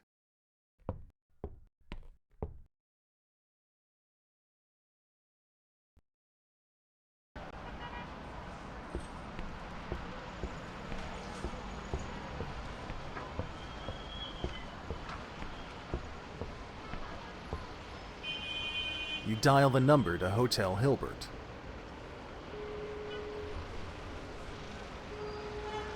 Hotel Hilbert, good evening. I need to speak to Mrs. McCarthy. One moment, ma'am. She just left the building, ma'am. It's an emergency. Can someone get her? I can call on the valet. If we're lucky, she hasn't left the parking lot. Hold on here, ma'am. Certainly. Thank you. The lady in red should be called back to the reception desk now. You leave the phone.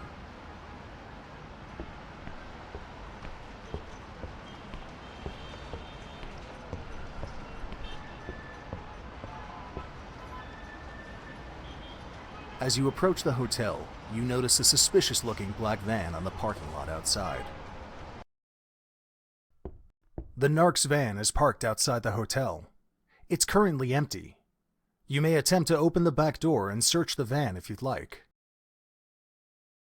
You open the van's door as stealthily as you can. A small black bag rests on the passenger seat. You snatch the following items from its interior: the now familiar locker key and a reflexive vest. You shut the van door again. You're now a proper criminal, Margo. I've only been stealing from the thieves.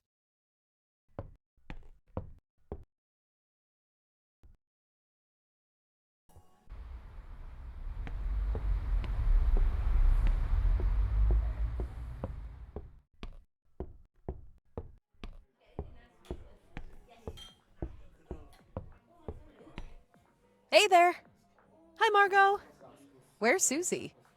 She went to grab a coffee with that Cecil guy. She said she'd join us later if the date turned out miserable. I'm sure it'll be fun. He seemed like a dynamic, stand-up kind of guy. Wow, those are some adjectives. Well, I'm impressed by how extremely non-judgmental you guys are. Hi, Daniel. Hi, Margo. Oh, by the way, I have a quest for you, Daniel. For me? You need to take these documents to your newspaper and write a big story. It's a scoop. Wow. What is it about? It's a long story, but it's related to Leon's death. Drugs. Corrupt law enforcers. Sounds pretty explosive. I'll do my best. We'll discuss it more when we have more time. So, this is what's been keeping you busy tonight? Partly. Here's something extra, Margo. See you at the wake. Break a leg. Now that Susie isn't studying, you can take a look in her textbooks. You only have time to check out one of them, though. You spend a few minutes with the book on psychology and gain a +1 to mental resilience.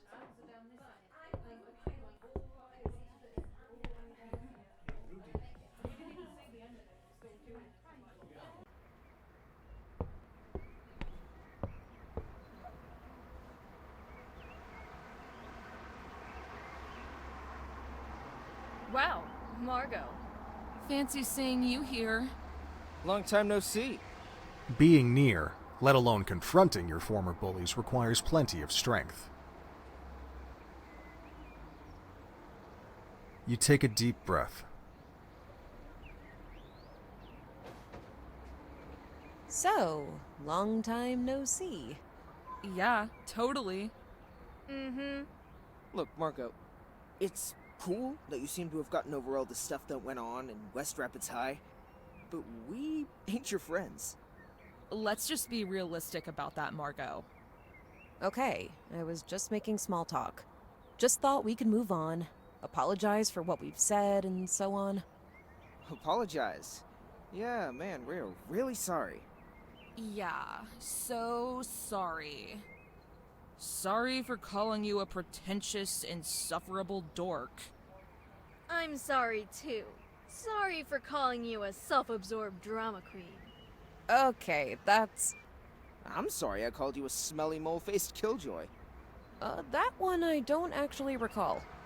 Look, Margo, it's cool that you've mustered enough courage to crawl out from whichever rock you've been hiding under recently. But listen, it's all about baby steps now.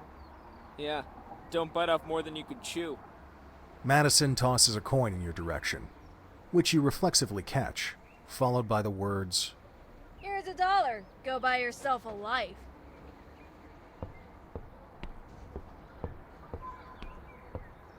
You look into the entrance hall of the community center. Closest to the door is a basket with the label Give Box on it. It's full of what appears to be secondhand clothes and items. From this angle, you can see what looks like a perfectly intact pair of aviators. The assembly hall is filling up. You take a look in the Give Box and snatch a pair of fully functional aviators. Hi again, Rebecca. Hi, Margo. So, here we are. Look at all these people. Hardly anyone even knew Leon. Least of all you, Margo. And you're the one who's gonna give a speech. Hey, I'm not speaking if you don't want me to. No, you speak. Or else there'll be nobody speaking. They don't want to speak because deep down they know they didn't know him. They're just here to show off. One thing they all agree on is that I'm responsible for his untimely death. I know it wasn't your fault, Rebecca. Some narcs made him an informant, and they made sure his addiction got worse, so he wouldn't quit. Oh, that's worse than I thought. But it makes sense. I can tell you more another time. We'll make sure the truth comes out sooner or later. I hope those responsible will pay for it. So, his diary, did you find it? Sorry, no. But I intend to find it, and I'll deliver it to you when I do. Okay. It was a straw we both grasped for. Guess I should take a seat. I'll find a place where as few people as possible hate me. Later, Margo. Hello. Hi. You're here for the ceremony? Leon Martinez's ceremony? Yeah, that's... I think so, yeah. You don't know for sure?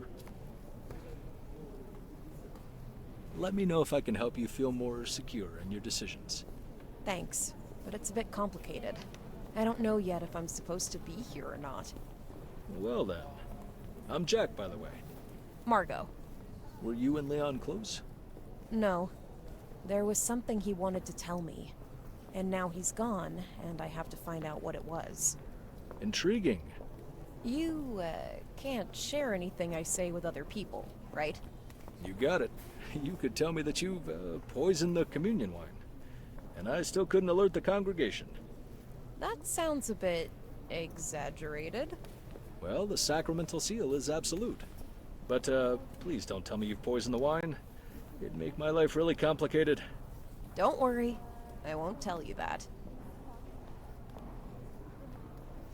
I'm actually really lost. My only wish is that when this night is over, I'll still have some sanity left. Why wouldn't you? I'm not sure this is really me. I developed a method for handling... reality. And I intend to stick to it to the end of this night. Come back to me tomorrow then, and we'll see if we can land you safely again. You think you could give me something? Like a little token? A token of what? Something I can use in my quest. You're being a bit cryptic, Margo. I don't have anything to give you right now, but I can lend you something. Jack gives you a crucifix. Oh, wow. Thanks. You can return it when your night is over, and your quests are completed. But I'm not sure if I can wear this. I'm not exactly a practicing Christian. I might even be an atheist. I don't have any chains with dice on them. Sorry. Just try it out. If it's not for you, no harm done. Thanks. I'll return it sooner or later. I shouldn't take up more of your time. You have a ceremony to prepare. Later then, Margo. Some arts and craft group has made friendship necklaces that they give away. They are hideous, but you know that the potency of equipment lies not in its looks.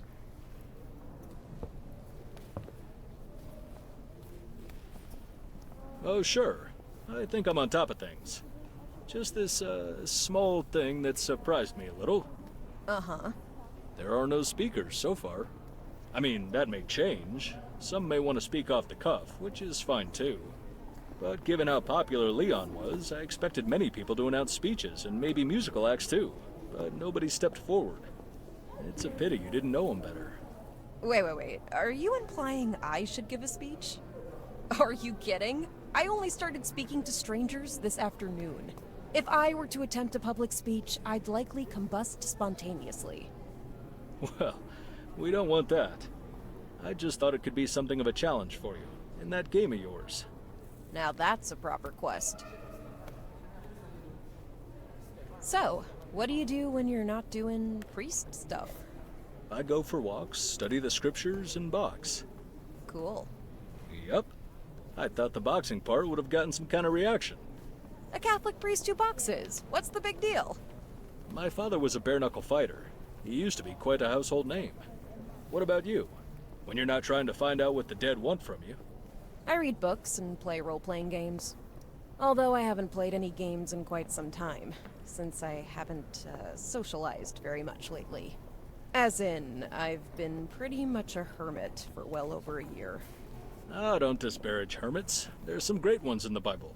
Don't get me started on St. Paul of Thebes, not to mention Antony the Great. I should read up on them. Anyhow, I'll catch you later. Later, Margo.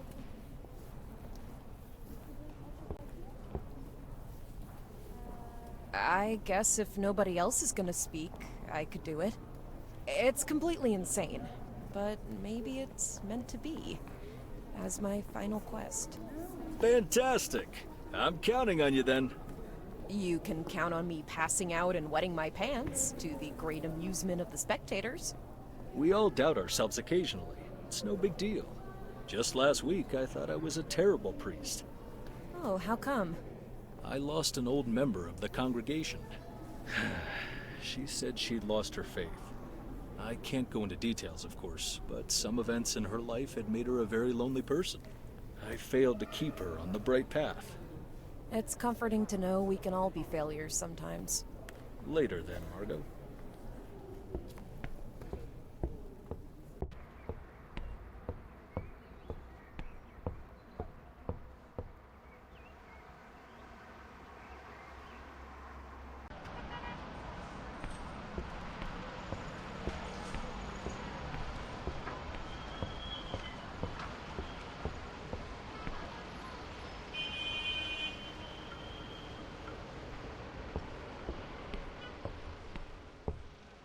With your headlamp to guide your way, you enter the dark alley.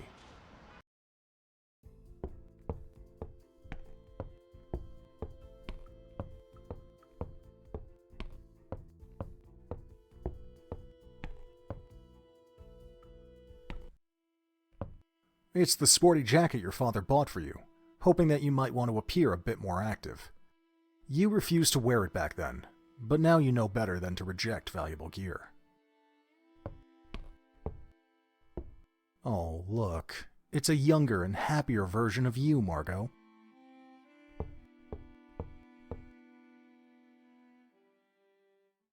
Oh, it's you. Hey, honey. We have a front door, you know. Yeah, You know I don't like taking that route. Well, want to help yourself to some tea in the kitchen? I was just going over this piece. I think I'm about to call it finished. You like it? Yeah, it's pretty. So, hey, Dad? What's the matter, Pumpkin? I just thought maybe we need to talk. Again? Fathers and daughters can speak more than once a year, Dad. We spoke this morning. We did? We talked just before you went to your therapist. We talked about Mom and everything. It feels like ages ago. Long day, huh? It's this night. Feels like it's never gonna end. Are you all right, Pumpkin? Yeah, it's fine. I remember now how we talked. It was a good talk, Dad. We should talk more often. Not only about Mom, but about, everything. Sure, Pumpkin. So, you busy tonight or what? Oh man, I'm swamped. Don't burn yourself out. Surely the therapist talked to you about all that. Yeah, no, you're right. Just a few more things, then I'll call it a night. Sounds good. Let me know if I can do anything for you. Hi, Pumpkin. So, Dad, I think I'm gonna have to try to exit through the front door. Yeah, that'd be great for you. Will you give me some kind of artifact? Something that makes me courageous. Oh, right. You know what? I just found your old woolly mittens. Maybe they can offer you some protection? I don't know, Dad. Can they? Can they? I mean, they can. They do. Awesome. But you shouldn't give me them just like that. No? No? It's getting late. You could get the mittens and be done with it. I have to do this my way. What's that, Pumpkin? You need to give me a quest, and the mittens must be the reward. Pumpkin, this game... It's just for tonight, Dad. Just indulge me. So, weird thing. I've decided to give a speech at the memorial service for a guy from high school that just passed away. That's great. I think you'll be brilliant. Don't worry so much about people, Margo. About what they say and think. People will be people, you know. They'll talk about this and that, and they'll call you strange. Then they'll forget about you. Will your speech make them laugh or cry? Who knows? Do your thing, Margo. And if you don't have a thing, that's fine too. Thanks, Dad. He was really popular back in school, and everyone loved him. And I didn't really care about him at all. But now I'm the one who has to find out what happened. What he wanted from me. Now that's something. Wait, is this part of that thought experiment your therapist concocted for you? The game? No, Dad. That's not it. This isn't part of the game. Just checking. You have such a vivid imagination, Margo, but you're also forgetful. Just like your mom. Ha, I bet. All right, I should be on my way. Love you, Dad. Love you too, Pumpkin. Hi, Pumpkin. So, how are you, Dad? It's all right. So, listen. When we spoke this morning, I said I needed to think about something, and now I've done some thinking. And I wanted to ask you about it. Is it about that Winfrey lady? Dad, you know you have my blessing. Wonderful. You know, your mother... Mom would have wanted it that way, Dad. She would have liked Winfrey too. You know, she has a horse farm and this program for people with mental illnesses who can come there and care for them and ride and relax. Sounds great, Dad. I totally approve. So, what will I have to do to get the mittens reward? Right, the quest. Very well. My hope is that Winfrey will have time to take a late cup of tea with me tonight, but she's doing the late shift at the diner. But she has a reoccurring dilemma. Every night, one single customer lingers until the exact minute the diner closes, just to spite Winfrey. Without that strange customer, she'd be able to close up and leave much earlier. You want me to scare her customer away so she can wrap it up and have tea with you? You're the one who wanted a little challenge. I'm on it, Dad. Great. The diner is right next to the central bus station. It's quite a horrid location. Diner, bus station, annoying customer. Got it. The water has been recently boiling. You may add ingredients to the tea water, boil it again, or drink some of it. You add the cardamom. You add the lemon. The concoction hasn't steeped. You turn on the kettle.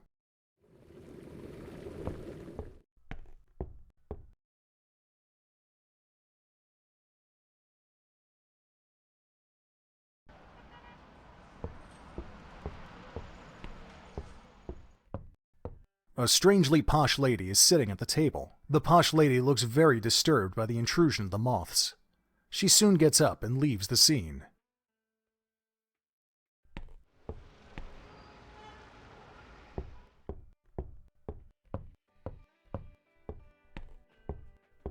Various condiments are on display on the countertop. You take a pack of sugar. Good evening. Hi there. I'm Paul's daughter. Oh, lovely to meet you. He speaks of you all the time. Ha! Sounds boring. Not at all. The things he tells me about you are everything but boring. Can I get you something? I'm good. I just wanted to drop by and say hello. I hope we can soon meet under better circumstances. This place is dreadful. It's not great, no. I'm basically just saving up money so I can focus on my horse farm full time. One day, I'll be out of this hole. Yeah, hanging out with horses in the countryside is a bit different than doing late shifts at a gas station junk food joint. What's up with that posh lady sitting outside? She's not even touching her tea. Oh, her. Once I made the mistake of asking her if she was done with her tea. She orders a new cup of tea every hour just so she can legally stay, but never drinks it. Then, the second the diner officially closes, she just leaves without a word.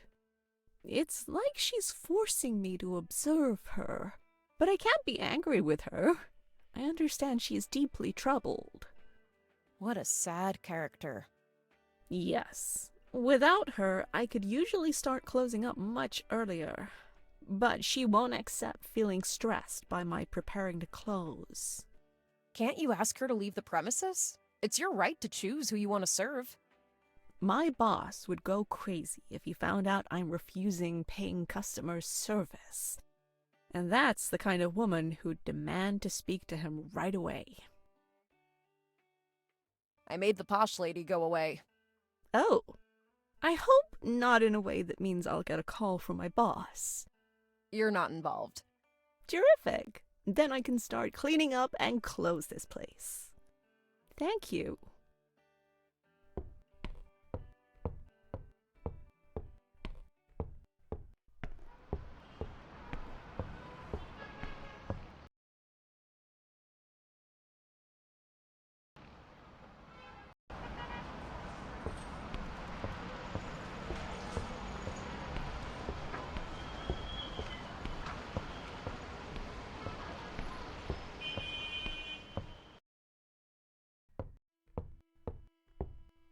The kettle is currently heating up.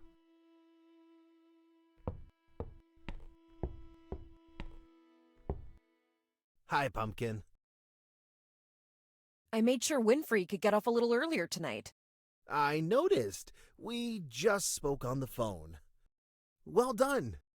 Can I give you the mittens now? Sure.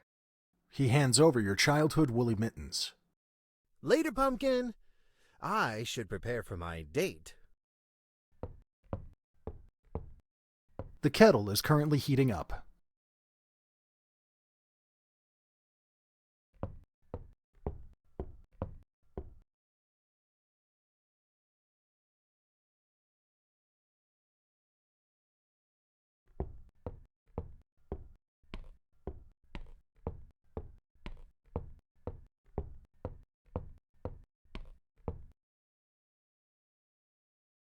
Ah, West Rapids High, the source of all evil. It didn't help things that your father's townhouse is awkwardly situated right next to it. After finishing high school, you always chose the pawn alley route when visiting his house.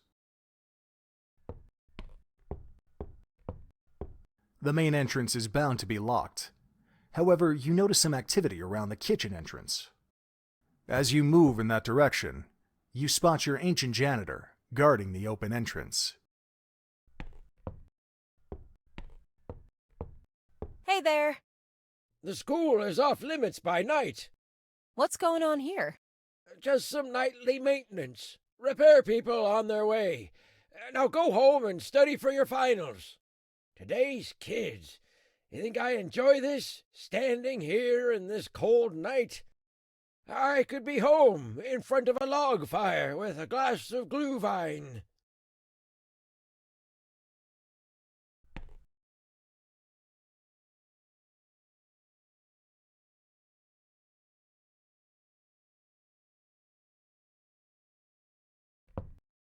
Hey there. Hey, oh, you're the repair, girl? Yes? A barely adult girl repairs kitchens now?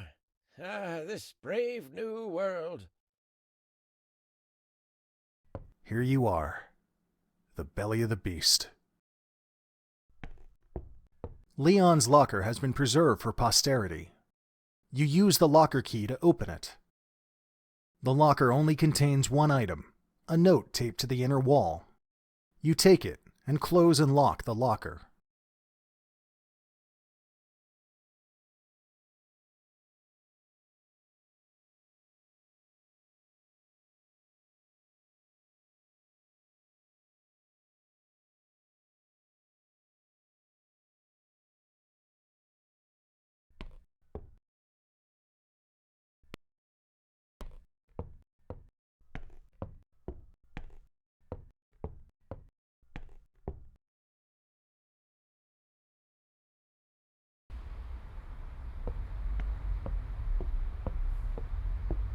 Yo!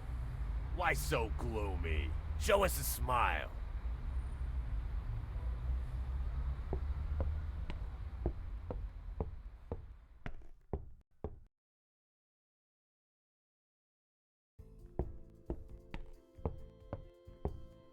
The door to Leon's unit has an unusual padlock, with a big dial marked with numbers 1 to 12. A handwritten text on the door itself says, "My first is lacking from the barrel maker's shop. My second is the time showing in the grassman's chamber. My third is the number I want to be buried with." You think you might have what it takes to take on the padlock puzzle. You understand the barrel maker to be Mrs. Cooper. The grassman is probably Reed. You assume that the dial should be turned in the opposite direction after each digit.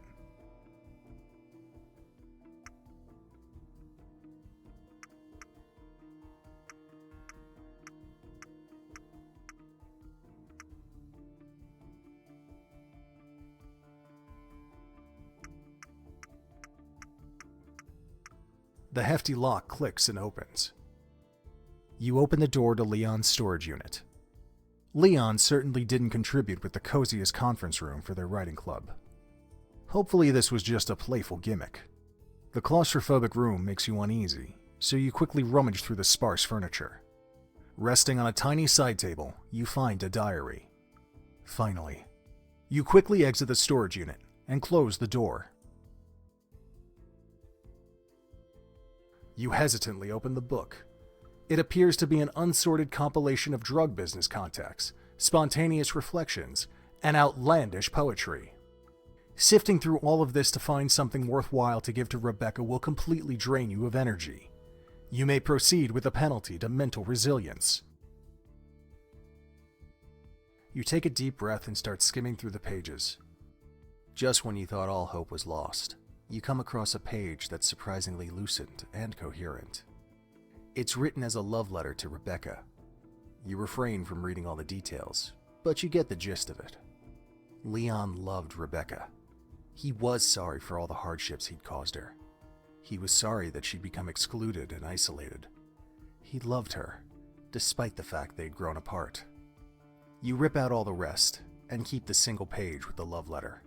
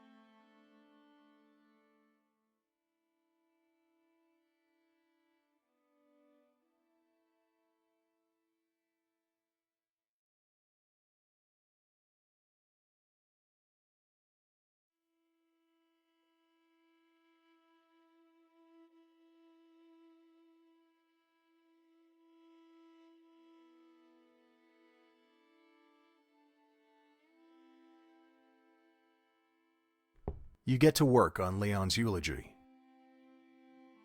You use your soft people skills to write an opening that will hopefully touch the audience. You use your sophistication to write a passage that should make everyone think. You use your street smartness to write something lighthearted. This would be a good place to include a poem.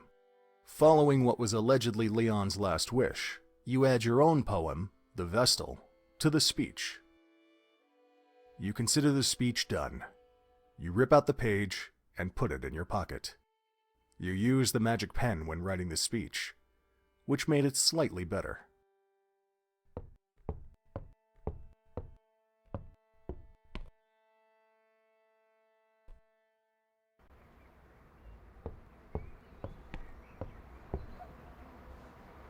Hi, Margo.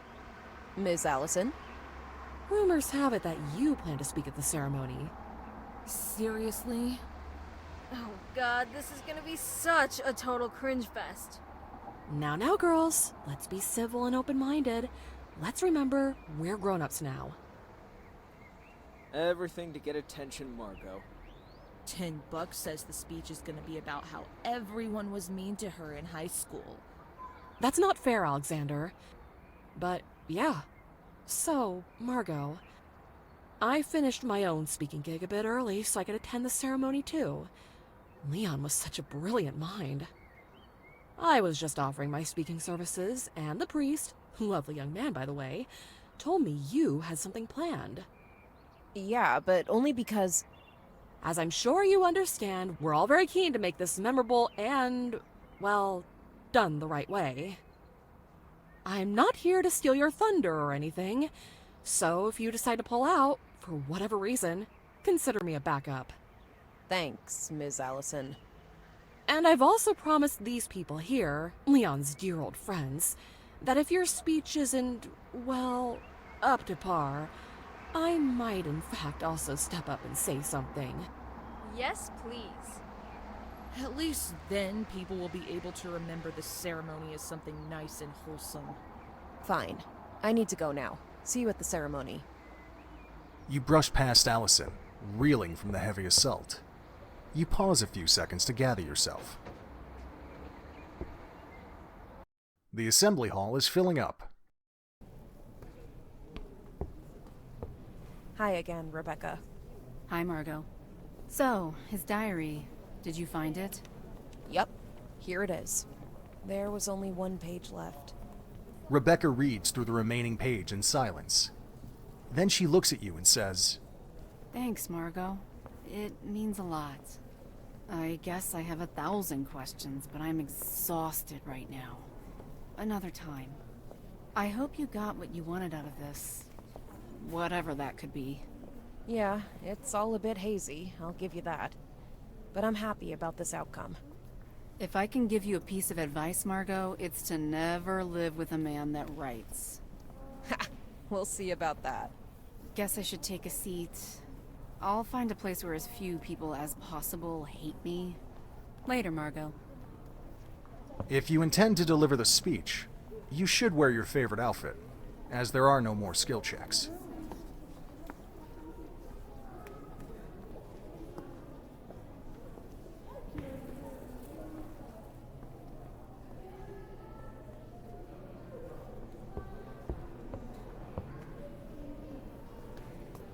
You are? That's wonderful. I was just about to open the ceremony. Have a seat. I'll tell you when it's your turn to speak. Ha, you'll do great, Margo. The murmur of the congregation subsides. You nervously sweep with your eyes over the expectant faces. You're starting to doubt whether you can actually pull this off. After all, you're not exactly an experienced, let alone skilled, speaker. Hey, I actually think I can pull this off. Of course you can. Just believe in yourself. You'll make an ass of yourself, Margo. Try to be a little supportive. Right. So... Not you. No? Okay, sure. What the hell are you doing, Margo? People are gonna think you're insane. Typical Margo. Causing a scene again. What's up with that title, huh? Midnight Margo? You trying to sound cool, Margo? Maybe it should be called Miserable Margo Making a Mess. You think anyone's buying any of this, Margo? The bullshit that you're peddling? Leon knew why I was being sad. Oh, pathetic. You know what you are, Margo? You're an unreliable narrator.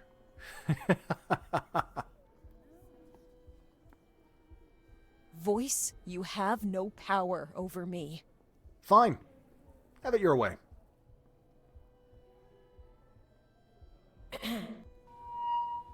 Shakespeare wrote, "A coward dies 1,000 deaths, but the valiant tastes death but once." Leon loved Frank Herbert's Dune. Herbert was inspired by that old Shakespeare quote and wrote that fear is the mind killer. Fear is the little death. I think we can all agree that Leon was brave and that he died only once. Even later, the same night. So this turned out to be a long night, huh? Yeah, I've got to hit the sack. Need to work on my thesis tomorrow. But it was so brave of you to deliver that speech, Margo. Yeah, it takes a lot of courage to do something like that. Thanks for the support, guys. So, did you like the speech? We liked it.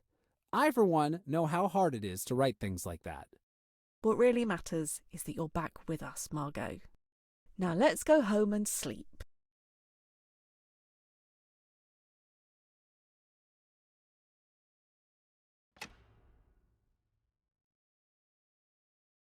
The end. Feel free to take a screenshot of your scorecard to share with your friends. And thank you for playing our game.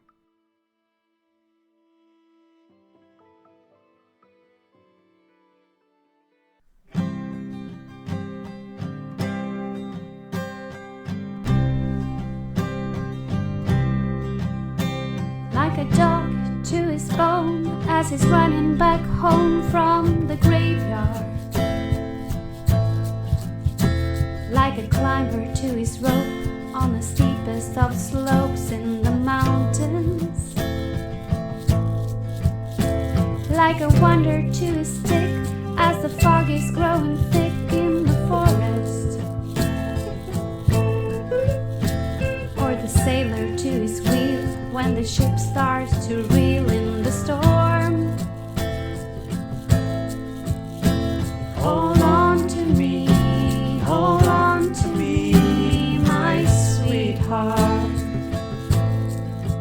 I'll hold on to you, I'll hold on to you, my darling. Like a preacher to his book when his children have that look of disbelief. Like a soldier to his gun as another blooded sun again is rising. Like a leopard to his prey when the night turns to day in the jungle. Like a husband to his blanket when his wife starts to yank it in her sleep. Hold on to me, hold on to me, my sweetheart. I'll hold on to you, I'll hold on to you, my darling.